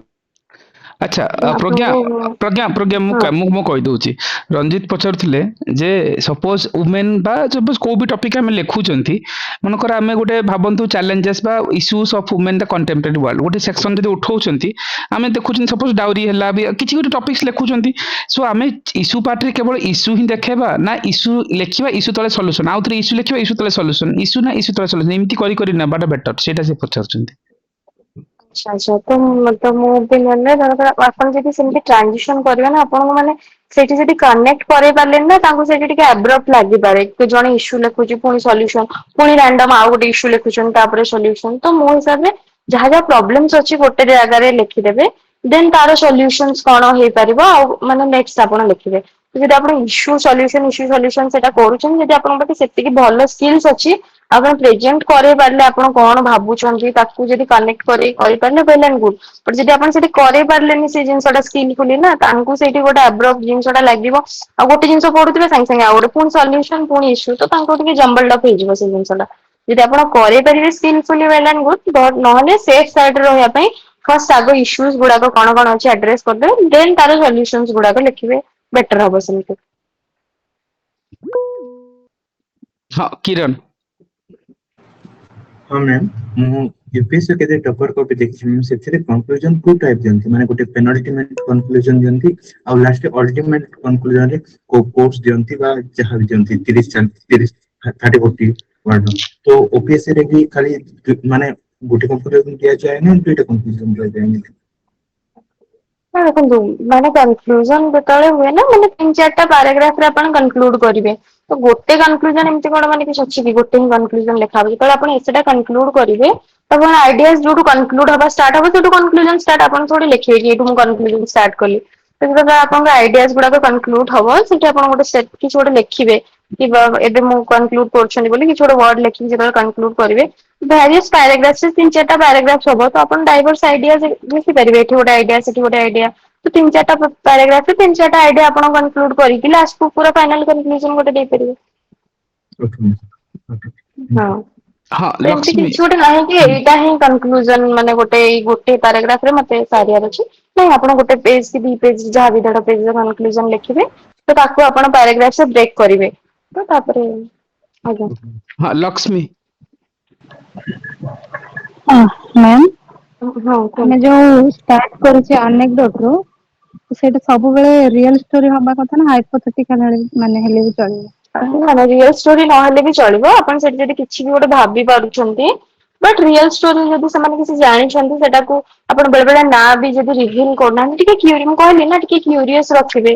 ତ ଧରକର ମୁଁ ଗୋଟେ ଜିନିଷ କଥା, ଦ୍ରୌପଦୀ ମୁର୍ମୁଙ୍କ ଉପରେ ମୁଁ ଗୋଟେ ଧରକର ଆନେକ୍ଡୋଟ କିଛି ଗୋଟେ ଲେଖୁଛି, ତ ଷ୍ଟାର୍ଟିଂରୁ ମୁଁ ତାକୁ ମାନେ ଏମିତି ଗୋଟେ ନର୍ମାଲ ଝିଅ ଭଳିଆ ତାଙ୍କର ଲେଖିଥିବି ଧରକର, ତାପରେ ଲାଷ୍ଟ ଯାଇକି ତାଙ୍କୁ ରିଭିଲ କରିଥିଲି ମୁଁ ଯୋଉ ଝିଅଙ୍କ ବିଷୟରେ କଥା ହଉଥିଲି ସେ କେହି ନୁହନ୍ତି, ନନ୍ ଅଦର ଦେନ୍ ଆମର ବିଲୋଭେଡ୍ ପ୍ରେସିଡେଣ୍ଟ ଦ୍ରୌପଦୀ ମୁର୍ମୁ। ଆପଣ ସେମିତି କରିପାରିବେ। तो किसी हाइपोथेटिकल स्टोरी भी देपारे माने नहीं कि माने रियल स्टोरी कहीं ना फिलोसॉफिकल एसेस गुडा करे ना हमको सेठी आपण पढ़ी जाइए बोली किसी एनेक्डोट माने नहीं सेठी एनेक्डोट क्रिएट करने पड़ो किसी भी हाइपोथेटिकल जिनस आपण क्रिएट कर परियो प्रोवाइडेड एसर डिमांड को मीट करूथिबे रिलेवेंट हेतिबो और एसर जहाँ पचार ताको एड्रेस करूथिबो जिनसडा एमती नहीं कि किछि भी गोटा माने लिखि देबेनी गोटा कनेक्ट करू नथिबो एसे जहाँ पचारिबे ता सहित कनेक्ट करैकी आपण रियल हो कि आपनकर माने माइंड रे किछि गोटा भी फिक्शनल हो लिखि परिबे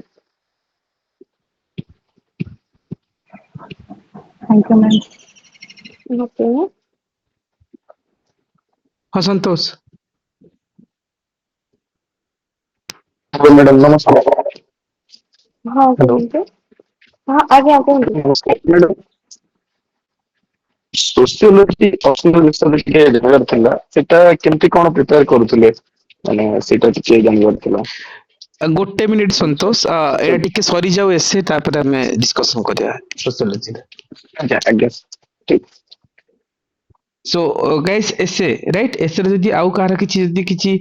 क्वारीज अछि राइट डेफिनेटली पचारि परिबो राइट। द ब्यूटीफुल थिंग्स हला जे जो स्मॉल थिंग्स को बेटर वे प्रेजेंट करबा राइट गोटे आइडिया रखिबा किंतु आइडिया को एग्जीक्यूट करबा इज मोर इंपोर्टेंट राइट। ज्योति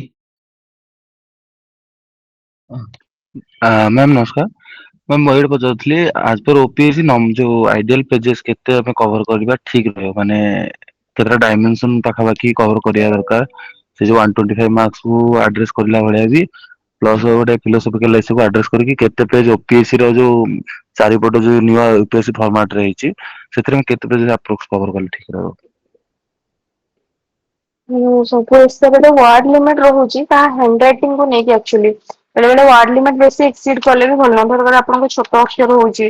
तो छोट अक्षर अच्छी तो 7 पेज रे तो आपन वार्ड लिमिट कवर हो मोर 10 पेज रे हबो तो वार्ड लिमिट नहीं की मैम बाकी जदी एवरेज ओपीएससी 100 जेतिकी 100 स्पेस अप्रोक्स नहीं दोची की माने पर पेज 100 अप्रोक्स नहीं की माने एवरेज हाँ ओपीएससी जदी धर आपन को केतेटा 10 केतेटा पेज दोची 10टा कि 11टा पेज कोन दोची तो आपन जदी पूरा भी फिल करि पारछन ओपीएससी रो गोटे अच्छी क्वालिटी क्वांटिटी ताको सब दरकार जदी आपन पूरा पेज भी भर दोचन किसी नहीं बट ट्राई करिवे टिके वर्ड लिमिट रे आपन हैंड राइटिंग रे वर्ड लिमिट रे स्टिक करके लिखबा पे ट्राई करिवे हो 근데 पेज रो बेसी किसी इंपोर्टेंस नहीं मोर गोटे सांगटे तो 7 ରୁ 8 पेज लिखिकी भी बहुत भलो स्कोर पाइछंदी तो आपण सेही माने बहुत ही कम लिखबेनी माने 5 page Ada पळेबेनी like a 8-9 page रू 10-12 पेज जाए लिखिबे हो 8 ରୁ 10 पेज तो मिनिमम लिखिबे ही लिखिबे ताठू ऊपर नीचे तापर माने कम करिवेनी तो सेटा माने जे ओके मैम थैंक लिखुछन मिनिमम तो 8 पेजेस तो गोटे एसे 8 to 9 पेजेस तो लिखिबे। okay so guys if any other queries is there you can ask right। so Pragya sociology ऊपर माइट भी तमे गोटे स्पेशल सेशन अलगार केबे नबो बोले बेटर होबो ना एमती किछि किछि कहबा चाहूछ। सर जदी के कम पचारिबे कहबे दी बाकी माने बेटर की हां गोटे अलगार सर नबा आ चाहूछ। गोटे हाँ हां आ गोटे नेले हबो एबे पचारछन जो माने पचा ऑप्शन कहि किछ दियंतु हां अछि ठीक अछि सोशियोलॉजी ऊपर जदी गाइस किछि क्वेरीज अछि yes definitely sir also you आ can गोटे जिंस मु एसे रे कहिया को हाँ भूली हाँ जाईछि नियति नियति नियति एबे जोटा माने मु करथिले आपण जदी किछि माने एसे रे नाजी फैक्ट कोन देटा को जदी आपण किछि नाजी फैक्ट माने किछि बुक्स जोठी आपण दर किछि बुक रे किछि ओडे पढिथिले एसे जो माने पढोनी ताको लिटरेचर वाला समान बुझानी ताको भल लागे यदि आपण माने पर्सपेक्टिव टा डाइवर्स करके थोइबे ना से माने बहुत थानती ताको माने लिटरेचर लवर्स माने डाइवर्स पर्सपेक्टिव बहुत पसंद करନ୍ତି ଆପଣ କିଛି ଗୋଟେ ଭଲ ଭଲ ମୁଭିଜ ର ଏକ୍ସାମ୍ପଲ୍ସ ବି ଦେଇପାରିବେ କିଛି ମ୍ୟୁଜିକ ର ଏକ୍ସାମ୍ପଲ ଦେଇପାରିବେ କିଛି ବୁକ୍ସ ର ଏକ୍ସାମ୍ପଲ ଦେଇପାରିବେ ଏମିନେଣ୍ଟ ପର୍ସନାଲିଟିଜ ମାନଙ୍କର ଏକ୍ସାମ୍ପଲ ତ ଏଇ ଏକ୍ସାମ୍ପଲ ଦବାକୁ କେବେ ପଛେଇବେନି ସବୁବେଳେ ଯଦି ଆପଣଙ୍କ ପାଖରେ କିଛି ଗୋଟେ ବୁକ୍ ଅଛି ଆଉ ଏଇ ବୁକ୍ ରେ ଏଇ ଜିନିଷଟା ଲେଖା ହେଇଛି ମୁଁ ଜାଣିଛି କିନ୍ତୁ ଆପଣଙ୍କୁ ମୁଁ କହିଲି କି ମୁଁ ପଢିଥିଲି ଅଥର୍ବ ବେଦରେ ସରି ଭୂମି ସୂକ୍ତରେ ପଢିଥିଲି କି ମାନେ ସୋ ଆଣ୍ଡ ସୋ ଗୋଟେ ଯଦି ଆପଣଙ୍କ ପାଇଁ କିଛି ଏମିତି ସାଂସ୍କ୍ରିଟ କିଛି ଗୋଟେ ଏକ୍ସାମ୍ପଲ ଅଛି ସଂସ୍କୃତ ବାଲା ସେଇଟା ବି ସେମାନେ ବହୁତ ପସନ୍ଦ କରନ୍ତି ସାଂସ୍କ୍ରିଟ କୋର୍ସ ହେଲା କିଛି ଗୋଟେ ମୁଭି ଧରକର ମୁଁ ତାରେ ଜମିନ ପର ମୁଭିରେ ଦେଖିଛି ସେଇଠି ମୁଁ ଏଇଆ ଶିଖିଛି ତ କିଛି ଗୋଟେ ମାନେ ଏମିତି ଗୋଟେ ଦିଟା ଏକ୍ସାମ୍ପଲ ମାନେ ଆର୍ଟ ଉପରେ ଦେଇପାରିବେ ସେମାନେ ଟିକେ ଆର୍ଟ ସହିତ କନେକ୍ଟ କରନ୍ତି ତ ଆର୍ଟ ବାଲା ଜିନିଷ ଯଦି କିଛି ବି ପୁରଉଛନ୍ତି ନା ମାନେ ଯେମିତି ବୁକ୍ ହେଲା ମ୍ୟୁଜିକ ମୁଭିଜ तो आर्ट वाला एंगल कोउठी गोटे जदि देइछन्ति सेमाने टिके लिटरेचर लवर्स माने आर्ट लवर्स भी थांती तांको मूवी म्यूजिक ए सब रे बहुत इंटरेस्ट था तो कोउठी छोटो जदि आपण कोउठी माइंड को स्ट्राइक करूची सेई जिंसटा भी लेखिले भलो मार्क्स माने मिले भलो मार्क्स माने घर गोटे मार्क्स आ एक्स्ट्रा मिलिबो जदि कोउठी लेखि पारुछन्ति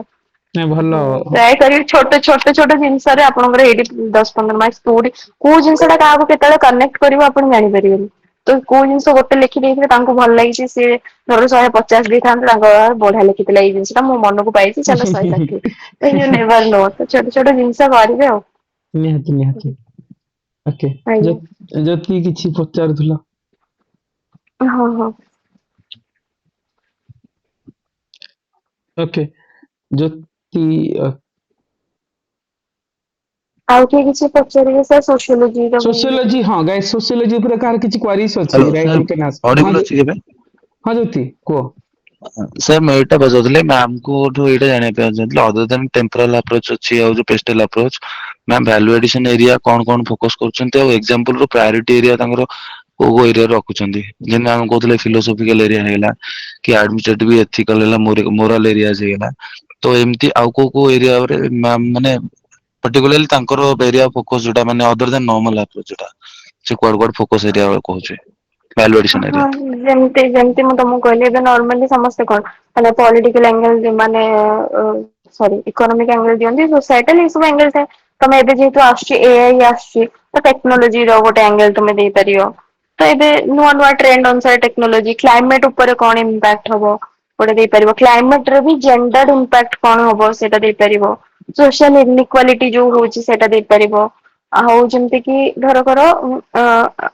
କିଛି ମାନେ ଯୋଉ କିଛି କଣ୍ଟ୍ରିଜ ମାନେ ପାୱାରଫୁଲ ଇଣ୍ଟରନ୍ୟାସନାଲି ମାନେ ଫର୍ଷ୍ଟ ୱାର୍ଲଡ କଣ୍ଟ୍ରିଜ ଯୋଉମାନଙ୍କୁ କୁହନ୍ତି ଥାର୍ଡ ୱାର୍ଲଡ କଣ୍ଟ୍ରିଜ ଯୋଉମାନଙ୍କୁ କୁହନ୍ତି ତାଙ୍କର ଗୋଟେ ତମେ ଡାଇଭରସିଫାଏ କରିପାରିବ ବଟ ଲେଖୁଛ ଯୋଉଟାକୁ ତାକୁ ସବଷ୍ଟାନ୍ସିଏଟ ଯେମିତି କରୁଥିବ ଏମିତି ନାଇଁ କି ମୁଁ ରାଣ୍ଡମ କିଛି ଗୋଟେ ଲେଖିଦେଇଛି ତାକୁ ଜଷ୍ଟିଫାଏ କରୁଥିବ କିଛି ଗୋଟେ ଏକ୍ସାମ୍ପଲ ଦଉଛ ଠିକ ଅଛି ତମେ ଯାହା ବି ଲେଖୁଛ ୟୁ ସୁଡ ମାନେ ଅପିଲ କରିଥିବ କି ହଁ ମୁଁ ଏଇଟା ଲେଖିଛି ଆଉ ମୁଁ ଏଇଟା ଜାଣିଛି ଯେମିତି ମାନେ ଏୟା ହଉଛି ତାଙ୍କୁ ପଢିବାକୁ ଭଲ ଲାଗୁଥିବ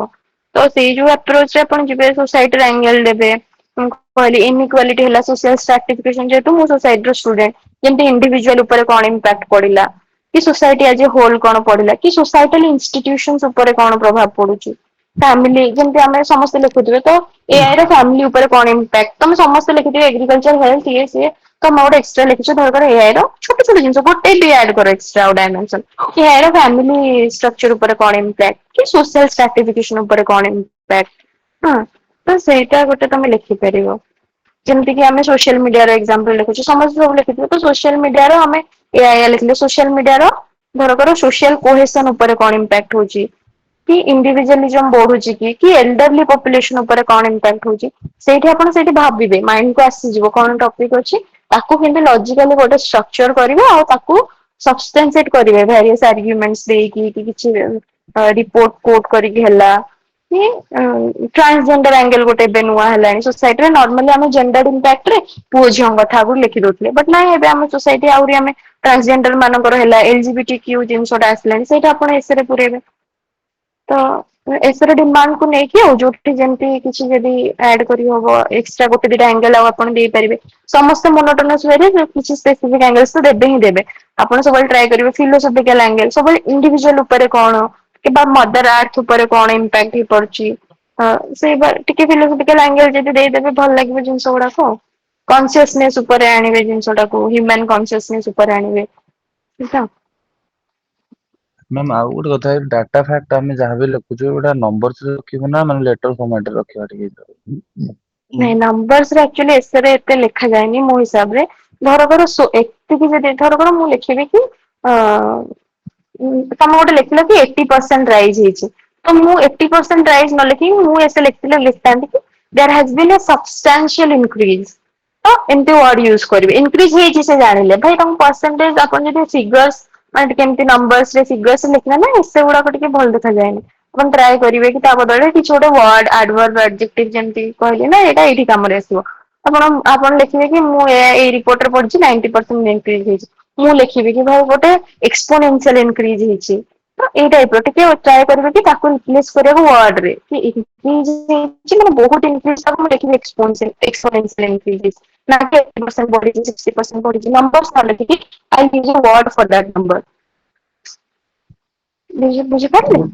ହଁ ମ୍ୟାମ୍ ଥ୍ୟାଙ୍କ ୟୁ ମ୍ୟାମ୍ ଆଉ ଗୋଟେ ଜିନିଷ ମ୍ୟାମ୍ ହଁ ଗଭର୍ଣ୍ଣମେଣ୍ଟ କି କିଛି ଗୋଟେ ୱାର୍ଡ ର ଯେମିତି ସ୍ପେସିଫିକ ଅଛି ଆମେ ଗଭର୍ଣ୍ଣମେଣ୍ଟ କୁ ପୁରା ଲେଖୁ ନହେଲେ ଜିଓ ଭିଟି କି ଲେଖି ଦିଅନ୍ତି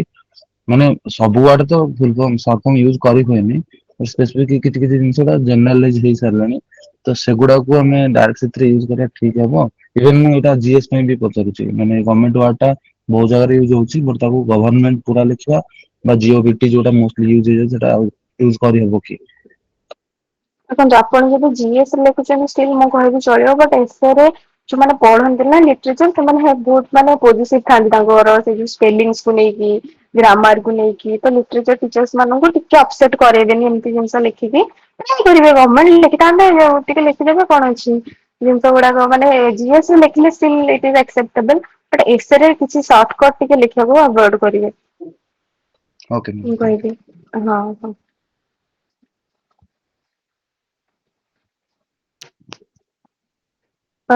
ହେଡିଙ୍ଗ ସବ ହେଡିଙ୍ଗ ମିନିମଲ ୟୁଜ କରିବୁ କି ବିଲକୁଲ ଆଚ୍ଛା କରିବୁନି ଆଚ୍ଛା ଯେମିତି କି ହେଡିଙ୍ଗ ସବ ହେଡିଙ୍ଗ କହୁଛନ୍ତି ମତଲବ ଗୋଟେ ଏସେରେ ଯୋଉ ଆଗରୁ ଗୋଟେ ଫର୍ମାଟ ଗୁଡାଏ ଜଣ ହେଡିଙ୍ଗ ସବ ହେଡିଙ୍ଗ ବାଲା ଲେଖନ୍ତି ପ୍ରଜ୍ଞା ସୋ ଆଉ ଗୁଡାଏ ଜଣ ଲେଖନ୍ତିନି ସୋ କୋଉଟା ପ୍ରିଫରେବଲ ଏମିତି ସେମିତି ମାନେ ଆକ୍ଚୁଆଲି ଏଇଟାର ନା ମାନେ ବହୁତ ଅଲଗା ଅଲଗା ଓପିନିଅନ ଅଛି ସାର୍ ବହୁତ ଲୋକ ହେଡିଙ୍ଗ ରେ ଲେଖିକି ବି ମାର୍କ ପାଇଛନ୍ତି ବହୁତ ଲୋକ ହୁଁ ବିନା ହୁଁ ହେଡିଙ୍ଗ ରେ ବି ହୁଁ ମାର୍କ ହୁଁ ହୁଁ ପାଇଛନ୍ତି ହୁଁ ତ ହୁଁ ୟାର କିଛି ତ କନକ୍ରିଟ ଆନ୍ସର ଏବେ ମୁଁ ଆପଣ ମାନଙ୍କୁ ଏମିତି ଦେଇପାରିବିନି କି ନାଇଁ ହେଡିଙ୍ଗ ରେ ଦେଖିଲେ ମାର୍କ ମିଳିବନି କି ଏମିତି ମିଳିବ ତ ମୁଁ କେବେ ହେଡିଙ୍ଗ ଦେଇକି ଏସେ ଲେଖେନି ମତେ ଲାଗେ କି ଏସେ ର ଫ୍ଲୋ ଟା ବ୍ରେକ୍ ହୁଏ ହେଡିଙ୍ଗ ଦେଲେ ତ ମୁଁ ମୋ ପାଇଁ ସେ ୱାର୍ଡ ହିଁ ସେ ଯୋଉ କନେକ୍ଟ କରିଥିବେ ମୋ ପାରାଗ୍ରାଫ ସେ ପାରାଗ୍ରାଫ ରୁ ସେମାନେ ନେକ୍ସଟ କଣ ଅଛି ନେକ୍ସଟ କଣ ଅଛି ସେ ଯିବେ ଏମିତି ଏସେ ର ଯୋଉ ମେନ୍ ଏସେ ଯୋଉଟା ତାର ହିଁ ହେଡିଙ୍ଗ ଦେଇଦେଇକି ସୋ ଆଣ୍ଡ ସୋ ଏସେ ମୁଁ ଲେଖୁଛି ତାପରେ କୋଉଠି ଯଦି ମାନେ ଏମିତି ପୁରା ହେଡିଙ୍ଗ ବକ୍ସ ବକ୍ସ ଭର୍ତ୍ତି କରିଦେଲେ ମତେ ଲାଗେ ଏସେ ର ଗୋଟେ ମାନେ ସେ ଯୋଉ କୋର ବିୟୁଟି ଅଫ ଏସେ ଟା ଟିକେ ଖରାପ ହେଇଯାଏ ହେଡିଙ୍ଗ ଦେଲେ ତ ଯଦି ଆପଣ ଦଉଛନ୍ତି ବହୁତ ଜଣ ଏମିତି ମୁଁ କହିବି କି ମୁଁ ଦେଖିଛି ବି ବହୁତ ଜଣ ହେଡିଙ୍ଗ ଦିଅନ୍ତି ଆଉ ବହୁତ ଭଲ ମାର୍କସ ବି ପାଆନ୍ତି ତ ତାର କିଛି ଏମିତି କନକ୍ରିଟ ଆନ୍ସର ନାହିଁ ଯଦି ଆପଣଙ୍କୁ ହେଡିଙ୍ଗ ଦେଲେ ଆପଣ ଭଲସେ ଲେଖି ପାରୁଛନ୍ତି ୱେଲ୍ ଆଣ୍ଡ ଗୁଡ୍ ଯେମିତିକି ମୁଁ ହେଡିଙ୍ଗ ନଦେଲେ ବେଶୀ ଭଲ ସେ ଲେଖିପାରିବି କାହିଁକି ନା ମୁଁ ପାରାଗ୍ରାଫ କନେକ୍ଟ କରି କରି ନେଇଯିବି ତ ଆପଣ ଯଦି ହେଡିଙ୍ଗ ଦେଲେ ଭଲସେ ଲେଖି ପାରୁଛନ୍ତି ସେଇଟା ଆପଣଙ୍କ ଉପରେ ସେମିତି କିଛି ରୁଲ ନାହିଁ କି ହେଡିଙ୍ଗ ଦବା କଥା କି ନ ଦବା କଥା କିନ୍ତୁ ବଟ ଏଇଟା ମନା କରିବି ମୁଁ ଦେଖିଛି ପିଲାମାନେ ଏସେରେ ଡାଏଗ୍ରାମ କରନ୍ତି ବହୁତ ବକ୍ସ କରନ୍ତି ସେଗୁଡା କରିବେନି ସେ ଡାଇଗ୍ରାମ ଫାଇଗ୍ରାମ କଲେ ନା ସେଟା ଲିଟରେଚର ସବଜେକ୍ଟ ସେଟା ଡୋଣ୍ଟ ଡୁ ଦ୍ୟାଟ ତ ବାକି ହେଡିଙ୍ଗ ଦେଇପାରିବେ ବଟ ତାକୁ ଏମିତି ଗୋଟେ ବଡ ବିରାଟ ବକ୍ସ କରିକି ମଝିରେ ଏମିତି ନ ଦେଇକି ଗୋଟେ ଅଣ୍ଡରଲାଇନ କରିକି ଗୋଟେ ଛୋଟ ବକ୍ସ ଟେ କରନ୍ତୁ ମାନେ କିଛି ଏକ୍ସାଜରବେଟ କରନ୍ତୁନି ଜିନିଷଟାକୁ ହେଡିଙ୍ଗ ଦିଅନ୍ତୁ ବଟ ଛୋଟ ଏମିତି ଗୋଟେ କରନ୍ତୁ ଗୋଟେ ବିରାଟ ବକ୍ସ କରିକି ଆଡଭାଣ୍ଟେଜେସ ଲେଖିକି ଯଦି ମୁଁ ଲେଖିବି ସେମିତି କରନ୍ତୁନି ଛୋଟ ଛୋଟ ଜିନିଷ ତାକୁ ଟିକେ ଭଲ ୱାର୍ଡସ ୟୁଜ କରିକି ଲେଖନ୍ତୁ ଆଉ ଡାଇଗ୍ରାମ ସେ ଟିକେ ଆଭଏଡ କରିବେ କିଛି ଫ୍ଲୋ ଚାର୍ଟ ଡାଇଗ୍ରାମ ସେମିତି ଏସେରେ ନ କରିବା ପାଇଁ ଟିକେ ଲିଟରେଚର ସବଜେକ୍ଟ ତ ତାର ମାନେ ତାର ବିୟୁଟି ଟାକୁ ରଖିବେ ଆଉ ହୁଁ କରେକ୍ଟ ସେଇ ସବୁ ଜିନିଷ ମାଇନ୍ୟୁଟଲି ଇମ୍ପୋର୍ଟାଣ୍ଟ ଆଉ ଯେମିତି କହୁଥିଲେ ଯେ ଗୁଡାଏ ଟାଇମରେ ହେଡିଙ୍ଗ ଲେଖିକି ମାର୍କ ମିଳିଛି ଗୁଡାଏ ଟାଇମରେ ହେଡିଙ୍ଗ ନ ଲେଖିକି ବି ମିଳିଛି ଡିପେଣ୍ଡ କରୁଛି ବଟ ସେଇଟାର କିଛି ତ ରୁଲସ ନାହିଁ କିନ୍ତୁ ବାକି ସେଫ ଜୋନ ପାଇଁ ତ ମୁଁ ଭାବେ ପାରାଗ୍ରାଫ ଫର୍ମାଟ ନେଇଯିବାଟା ବେଟର ସବୁବେଳେ right so Manas last questions ନେବା ଓକେ ମାନସ ଜଣେ କିଏ ସୋନାଲି ପଚାରୁଛନ୍ତି ଓକେ ସୋନାଲି ସୋନାଲି ଅଣ୍ଡରଲାଇନ ହୁଁ ହଁ ହୁଁ ହୁଁ ହଁ ତ ହଁ ହଁ ସାର୍ ଏସରେ ଅଣ୍ଡରଲାଇନ କଲେ ଅବଭିୟସଲି ମାନେ ଓପିଏସସି କି ହାଭ ସେଲ ୟୋର ଆନ୍ସର ହେଲା ତ ଆପଣ ଦେଖେଇବେ ମୁଁ ଏଇଠି ଏଇଟା ଲେଖିଛି କାଳେ ତାଙ୍କର ମିଶିଯିବ ମୁଁ ସେମିତି ଯୋଉଠି ଧରକର କିଛି ପର୍ସନାଲିଟି କାହାକୁ ଲେଖୁଥିଲି କି କୋଉଠି କିଛି ଡାଟା ଦେଇଛି ତ ମୁଁ ମାନେ ଛୋଟ ଗୋଟେ ଅଣ୍ଡରଲାଇନ କରୁଥିଲି ମାନେ ପୁରା ଭରି ଦେବେନି ଅଣ୍ଡରଲାଇନ ରେ ମୁଁ ଲାଷ୍ଟ ଟାଇମ ଯେତେବେଳେ ଟେଷ୍ଟ ସିରିଜ ଲେଖିଥିଲି ଲାଷ୍ଟ ଟୁ ଲାଷ୍ଟ ମୁଁ ଏସରେ ବହୁତ ଅଣ୍ଡରଲାଇନ କରିଦଉଥିଲି ତ ସେଠି ମତେ ମନା କରିଥିଲେ କି ଯଦି ଏତେ ହିଁ ଆପଣ ଅଣ୍ଡରଲାଇନ କରିଦେବେ ତ ବେଶୀ ଅଣ୍ଡରଲାଇନ କରିବେନି ଗୋଟେ ପାରାଗ୍ରାଫରେ ମାକ୍ସିମମ୍ ଗୋଟେ ଦିଟା ଏମିତି କରିଦେବେ ଛୋଟ ଛୋଟ ତ ବେଶୀ ଅଣ୍ଡରଲାଇନ କରିବେନି କିନ୍ତୁ ଇମ୍ପୋର୍ଟାଣ୍ଟ ଯୋଉଠି ଆପଣ କିଛି ଗୋଟେ ବହୁତ ସୁନ୍ଦର ଜିନିଷ ଲେଖିଛନ୍ତି ଯୋଉଟା ଆପଣ ଚାହୁଁଛନ୍ତି କି ରିଡର ପଢୁ ତ ତାଙ୍କୁ ଡ୍ର କରିବା ପାଇଁ ତାଙ୍କ ଆଟେନସନ ଟା ଆପଣ ଅଣ୍ଡରଲାଇନ କରିପାରିବେ ଅଣ୍ଡରଲାଇନ କରିପାରିବେ ବଟ ଡାଇଗ୍ରାମ ନାଇଁ ଆଭଏଡ କରିବେ ନିହାତି ସୋ ସେଇଟା ବି ଇମ୍ପୋର୍ଟାଣ୍ଟ ଆଉ କିଛି କ୍ୱେଶ୍ଚିନ୍ସ ଓକେ ସାର୍ ନମସ୍କାର ନମସ୍କାର ମାନସ ମ୍ୟାମ୍ ନମସ୍ତେ ମ୍ୟାମ୍ ଗୋଟେ କ୍ୱେଶ୍ଚନ ଥିଲା କି ଯୋଉ ଫିଲୋସଫିକାଲ ଲାଇନ ସେଟାକୁ ଦେଖିଲେ ଗୋଟେ ଲାଇନ କି ଦେଖିଲେ ମାଇଣ୍ଡ ବ୍ଲାଙ୍କ ହେଇଯାଉଛି तो तार एंगल तार केमती आमे डेवलप करिया कि तार थॉट प्रोसेस फिलोसॉफिकल लाइन ऊपर हमर थॉट प्रोसेस टा डेवलप हो। हाँ फिलोसफिकल से देखो एमती देखिले तो लग जाए कि माने बहुत माने अच्छा मैं आदर कौन ही लिखा बट ताके जो आपण फर्स्ट हो कि आपण देखिबे से कौन धर क्वेश्चन पचारि कि गोटे स्टेटमेंट देछि एसर टोन टा कौन आपण माने से जो स्टेटमेंट देछि तार टोन कौन बुझाबो सब ट्राई करिवे कि से गोटे धर फॉर एग्जांपल देछि कि विजडम फाइंड्स ट्रुथ सेठी से कहूछि ଆପଣ ତା ଦେହରେ କିଛି ମାନେ ତାର କିଛି ଅପୋଜିଟ ଲେଖିପାରିବେ କି କୋଉଠି ଆପଣ କହିପାରିବେ କି wisdom ଦ୍ଵାରା ଟ୍ରୁଥ ଆମେ ଫାଇଣ୍ଡ କରୁନୁ ସେମିତି ନାହିଁ ନା ତ ଆପଣ ସବୁବେଳେ ଯୋଉ ଏସଟା ଯୋଉ ବି ଯାହା ବି ସେ ଯେ ଲେଖିଥିବେ ଯୋଉ କୋଡଟା ଲେଖିଛନ୍ତି କି ଷ୍ଟେଟମେଣ୍ଟଟା ଲେଖିଛନ୍ତି ସବୁବେଳେ ତାକୁ ବ୍ରେକ୍ କରିବାକୁ ଟ୍ରାଏ କରିବେ କଣ ସେ ଦେଇଛି ତାର ଟୋନ କଣ ଅଛି ତାର ରିଲେଭେନ୍ସ କଣ ମାନେ ଆଜିର ଡେଟ ରେ ତାର ରିଲେଭେନ୍ସ କଣ ଧୀରେ ଧୀରେ ତାକୁ ଆପଣ ଯେତେବେଳେ ବ୍ରେକ୍ କରିବେ ନା ଜିନିଷଟାକୁ ଭାଙ୍ଗିବେ ସେଇ ଆପଣଙ୍କର ସେଇ ଯୋଉ ଟେମ୍ପୋରାଲ ଆପ୍ରୋଚ ହେଲା ଆଉ ଆମର ସେ ଯୋଉ ପ୍ୟାସିଭ ଆପ୍ରୋଚ ହେଲା ସେଇଥିରେ ଆପଣ କରିପାରିବେ ସବୁ ଏସେ ସେମିତି ଭାଙ୍ଗି ହବ ଫିଲୋସଫିକାଲ ଏସେ ଭାଙ୍ଗି ହବ ବଟ ଆପଣଙ୍କୁ ଟିକେ ଥଟ୍ ପ୍ରୋସେସ ଡେଭଲପ କରିବା ପାଇଁ ହେଲେ ଟିକେ ଆପଣ ଟପର୍ସ କପି ପଢନ୍ତୁ ସେମାନେ ଫିଲୋସଫିକାଲ ଏସେକୁ କେମିତି ଭାଙ୍ଗିଛନ୍ତି ସାଙ୍ଗେ ସାଙ୍ଗେ ଆକ୍ଚୁଆଲି ମାଇଣ୍ଡକୁ ବହୁତ ସାରା ଜିନିଷ ଆସେନି ଏଇଥର ଆମର ପଢିଲା ସନ୍ ଇଜ ନ୍ୟୁ ଇଚ୍ ଡେ ଗୋଟେ ପଢିଥିଲା ନା କଣ ହଁ ସନ୍ ଇଜ ନ୍ୟୁ ଇଚ୍ ଡେ ସେଠି ପିଲା କଣ ଲେଖିବେ ତ ସେଠି ଆପଣ ଅପରଚ୍ୟୁନିଟିଜ କଥା କହିବେ କେମିତି ଲୋକମାନେ ମାନେ ପୁରୁଣା ଫେଲିୟର ହେଇଛନ୍ତି ପୁଣି ତାପରେ ଆହୁରି ତାଙ୍କର ନୂଆ ଲାଇଫ ଷ୍ଟାର୍ଟ ହେଇଛି କି କଣ ଫେଲିୟର ସକ୍ସେସ ଆପଣ ଟିକେ ଭାବିବେ ନା ଆପଣଙ୍କୁ ଗୋଟେ ଆଙ୍ଗେଲ ମିଳିଯିବ ତାପରେ ଆପଣଙ୍କୁ ଏକ୍ସାମ୍ପଲ୍ସ କଲେକ୍ଟ କରିବାର ଅଛି ଏଇ ଡିରେକ୍ସନରେ କ୍ରିକେଟ ଫିଲ୍ଡରେ ଆପଣ ଏକ୍ସାମ୍ପଲ୍ସ ଦେବେ କୋଉଠି ରିଅଲ ଲାଇଫରେ କଣ ଏକ୍ସାମ୍ପଲ୍ସ ଲେଖିছে ତାକୁ ସବୁ ଭାଙ୍ଗି ଭାଙ୍ଗି ଲେଖିବେ ଏସେ ହେଇଯିବ ତ ତାକୁ ଦେଖିକି ଡରିବାର ନାହିଁ ଫାଷ୍ଟ ତାକୁ ବ୍ରେକ୍ କରିବେ ଆଉ ଏସର ଟୋନ ଟାକୁ ମାନେ ଯୋଉ ଷ୍ଟେଟମେଣ୍ଟ ଟା ଦିଆ ହେଇଛି ତା ଟୋନ ଟାକୁ ବୁଝିବାକୁ ଟ୍ରାଏ କରିବେ କି ସେ କଣ କହୁଛି ଆକ୍ଚୁଆଲି ତାପରେ ସେଇଥିରେ ଆପଣ ଭାଙ୍ଗିଲେ ହବ ଏସେ ତାପରେ ମୁଁ ଆଉ ଗୋଟେ ଫିଲୋସଫିକାଲ ଏସେ ପାଇଁ ନେଇଯିବି କ୍ଲାସ ଆଜି ତ ଲମ୍ବା ହେଇଗଲାଣି ଆଉ ନିହାତି ଦିନ ମୁଁ ନିହାତି ପ୍ରଜ୍ଞା ଗୋଟେ ଆପଣଙ୍କୁ ବୁଝେଇବି ଫିଲୋସଫିକାଲି ଗୋଟେ ସେସନ ନେଇଯିବ ଆଉ ପାର୍ଟିକୁଲାରଲି ସୋସିଓଲୋଜି ପାଇଁ ଅଲରେଡି ମୁଁ ଚାହୁଁଛି ଆଉ ଗୋଟେ ସେପାରେଟ ସେସନ ହଉ ସେମାନଙ୍କର ଡାଉଟ କ୍ଲିୟର ଆଜ୍ଞା ହବ ଆଜ୍ଞା କାରଣ ଲମ୍ବା ଆଜ୍ଞା ହେଇଗଲାଣି ଏଇଟାରେ ସୋ ଏନିୱେ ଫିଲୋସଫିକାଲ ଯୋଉ ଥଟ୍ ଲେଖାଯିବା କଥା ସୋ ସେପାରେଟଲି ଆମେ ଯୋଉ କହୁଛନ୍ତି ଯେମିତି ଯୋଉ ଟୋନ ରେ ଭାଙ୍ଗିବା ଭାଙ୍ଗିକି ତାକୁ କେମିତି ପ୍ରେଜେଣ୍ଟ କରିବା ରାଇଟ୍ ସୋ ସେଇଟା ନିହାତି ଆଜି ଆମେ ସାର୍ ମାନେ ୱେ ଅଫ ରାଇଟିଂ ଟା ମୁଁ ଖାଲି ମାନେ ନିହାତି କହିଲି କି ସେଟା ନିହାତି ନିହାତି ଲେଖିବେ କେମିତି ତାପରେ ଟପିକ ଉପରେ କିଛି କିଛି ଆମେ ଗୋଟେ ଟପିକ ଉଠେଇକି ମାନେ ତାକୁ ଗୋଟେ ଗୋଟେ ଏସେ କଲେ ସେମିତି ଜଣା ପଡିଯିବ କି ହଁ ଏମିତି ହେଲେ ତ ନେକ୍ସଟ ଏସେ କେମିତି ଆପ୍ରୋଚ କରିବା କିଛି ଏମିତି ଡିଫିକଲ୍ଟ ନୁହଁ ଆପଣ ଯଦି ଭାବିଦେବେ ଡିଫିକଲ୍ଟ ସେ ସେଟାକୁ ସେଇଠି ଭାଙ୍ଗିବାକୁ ଟ୍ରାଏ କରିବେ କି ମୁଁ ତାକୁ ସବୁବେଳେ ରିଅଲ ଲାଇଫକୁ ନେଇ ଆସିବେ ତ ଜିନିଷଟାକୁ ଆଉ ଯାହା ବି ଦେଇଛି ତାର ରିଅଲ ଲାଇଫ ରେପରକସନ୍ସ କଣ ରିଅଲ ଲାଇଫରେ କେମିତି ଆମର କଣ ତାର ଏକ୍ସାମ୍ପଲ୍ସ ଗୋଟେଇବାକୁ ଟ୍ରାଏ କରିବ ତାପରେ ହବ ବାକି ୱେ ଅଫ ରାଇଟିଂ ଟା ଏସେର ବହୁତ ଇମ୍ପୋର୍ଟାଣ୍ଟ ଆଉ କେମିତି ଲେଖୁଛନ୍ତି ବହୁତ ମ୍ୟାଟର କରେ ନିହାତି ଆଜ୍ଞା ସୋ ଆଜ୍ଞା So thank you Pragya, and definitely guys one more socialist ପାଇଁ ପିଲା କହୁଥିଲେ so one more special session ତାକୁ ଅଲଗାରେ କରିନବା so that କି ସେମାନେ benefit ଜାଣନ୍ତୁ ଯାହା ବିଷୟରେ and mostly very ଆଜ୍ଞା beautiful things ପ୍ରଜ୍ଞା ବହୁତ ଗୁଡାଏ small things କହିଛନ୍ତି ରାଇଟ୍ मतलब ଯୋଉ ଜିନିଷକୁ ତମେ ଲାଇକ୍ କୋଉଠି ନା କୋଉଠି ୟୁଟିଲାଇଜ କରିପାରିବ मतलब ସେମ୍ ଥିଙ୍ଗସ୍ କୁ ବେଟର ୱେରେ ପ୍ରେଜେଣ୍ଟ କରିବା ସସ୍ପେନ୍ସ ରଖିବା ସେ ଭିତରେ କନେକ୍ଟିଭିଟି ନେବା ଏନୋଡଟ୍ କୁ ଯୋଡି ଯୋଡି ନେବା ରାଇଟ୍ ନିଜ ଷ୍ଟ୍ରେନ୍ଥ ସହିତ ଖେଳିବା ଏଇ ଯୋଉ ମାଇନ୍ୟୁଟ ଥିଙ୍ଗସ୍ ଇଜ ଇମ୍ପୋର୍ଟାଣ୍ଟ ରାଇଟ୍ ଆମେ ଯୋଉ ନର୍ମାଲ ୱାର୍ଡସ୍ ୟୁଜ କରାହଉଛି ନର୍ମାଲଟାକୁ କେମିତି ଅବନର୍ମାଲି ପ୍ରେଜେଣ୍ଟ କରିବା ବଢିଆ ବ୍ୟୁଟିଫୁଲି ଲାଇକ୍ ସେ କହିଲେ ଯେତେବେଳେ ସୌମ୍ୟାଶ୍ରୀଙ୍କ କଥାଟା ଆରମ୍ଭ କରିଥିଲା ଏଣ୍ଡିଂ କଲା ଯେ ଆଜି ବି ଗୋଟେ ସୌମ୍ୟାଶ୍ରୀ ଯାଉଛି କିନ୍ତୁ ସେ ତାର ଭଏସ ରେଜ୍ କରୁଛି ବୋଲେ ଏକ୍ସାମିନର ଆଇ କ୍ୟାଚିଂ କରିବା ଯୋଉ କନେକ୍ଟିଭିଟି ଷ୍ଟାର୍ଟିଂ ଗୋଟେ ପ୍ରପର ସାଇକେଲ ହବା ରାଇଟ୍ ଆଉ ତା ସହିତ ଯେମିତି ଆମେ କୋଟେସନ୍ସ ୟୁଜ କରୁଛନ୍ତି ଆଉ ସେମ୍ ଥିଙ୍ଗସ୍ ହେଲା ଯେ କଣ୍ଟେମ୍ପରାରୀ ୱାର୍ଲଡ ସହିତ ଯୋଡ଼ିବାର ଯୋଉ ପ୍ରୟାସ ରହୁଛି ଗୋଟେ ସବଷ୍ଟାନ୍ସିୟସ୍ କରିବା କୋଶ୍ଚିନ୍ ଆନ୍ସରକୁ ଡାଟା ଫ୍ୟାକ୍ଟଟା ଦେଇଦେଲେ ଜିଏସ୍ ହେଇଯାଏ ତାକୁ ସିଏ ଯେମିତି କହିଲେ ଯେ ନମ୍ବର ନୁହଁ ସେ ନମ୍ବର ବଦଲେ ତାକୁ ୱାର୍ଡିଂରେ ଖେଳିବା ଏ ମାଇନ୍ୟୁଟ ଥିଙ୍ଗସ୍ ଏଇ ଯୋଉ ମାଇନ୍ୟୁଟ ଥିଙ୍ଗସ୍ ହିଁ ତମକୁ 10-15 ମାର୍କ ଲିଡ୍ କରେଇବ ଅନ୍ୟମାନଙ୍କଠୁ so this is the way so it's a very good strategy Pragya so thank you and definitely ଆଉ ଗୋଟେ ସେସନ ମୁଁ ଥ୍ୟାଙ୍କ ୟୁ ସାର୍ ଚାହିଁବି ମତେ ଗୋଟେ ପ୍ଲାଟଫର୍ମ ଦେଲେ ନା ନା ଏ କିଛି ପ୍ଲାଟଫର୍ମ ଭୁଲ ତମର ବାର୍ତ୍ତା ହେଇଛି ନାଇଁ ପ୍ଲାଟଫର୍ମ ତମର ଏଟଲିଷ୍ଟ ତମ ଭିତରେ ପିଲା ଟିକେ ତମଠୁ ଶିଖନ୍ତୁ କିଛି କିଛି ସୋ ଗୁଡାଏ ଜିନିଷ ହେଲା ଯେ ପ୍ରଜ୍ଞା ଏଇଠି ଆମେ କହିବା ଯେ ଗୋଟେ ଫିଲୋସଫିକାଲି ଏସେ ଯୋଉ ଆଜିର ଡିମାଣ୍ଡ ବଢିଛି କାରଣ ଫାର୍ଷ୍ଟ ଟାଇମ ସେମାନେ ଇଣ୍ଟ୍ରୋଡ୍ୟୁସ କରିଛନ୍ତି ଜଣା ନାହିଁ ଆଗକୁ କରିବେ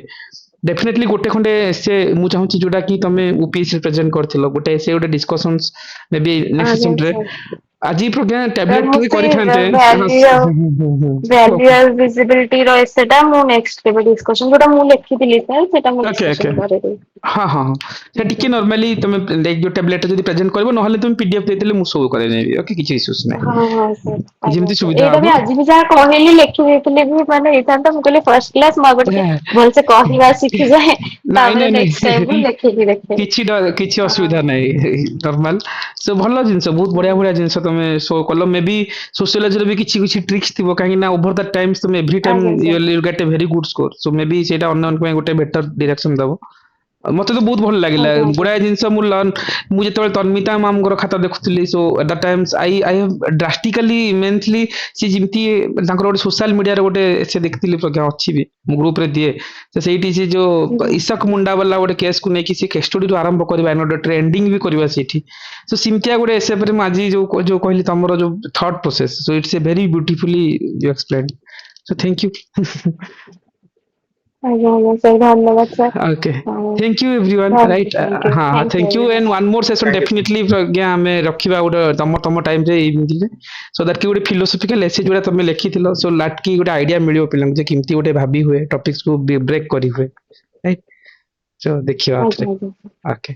ଆଜ୍ଞା thank you everyone ଆଜ୍ଞା thank you Pragya thank you everyone thank you sir. thank you Thank you, sir. Thank you, ma'am. Thank you, sir.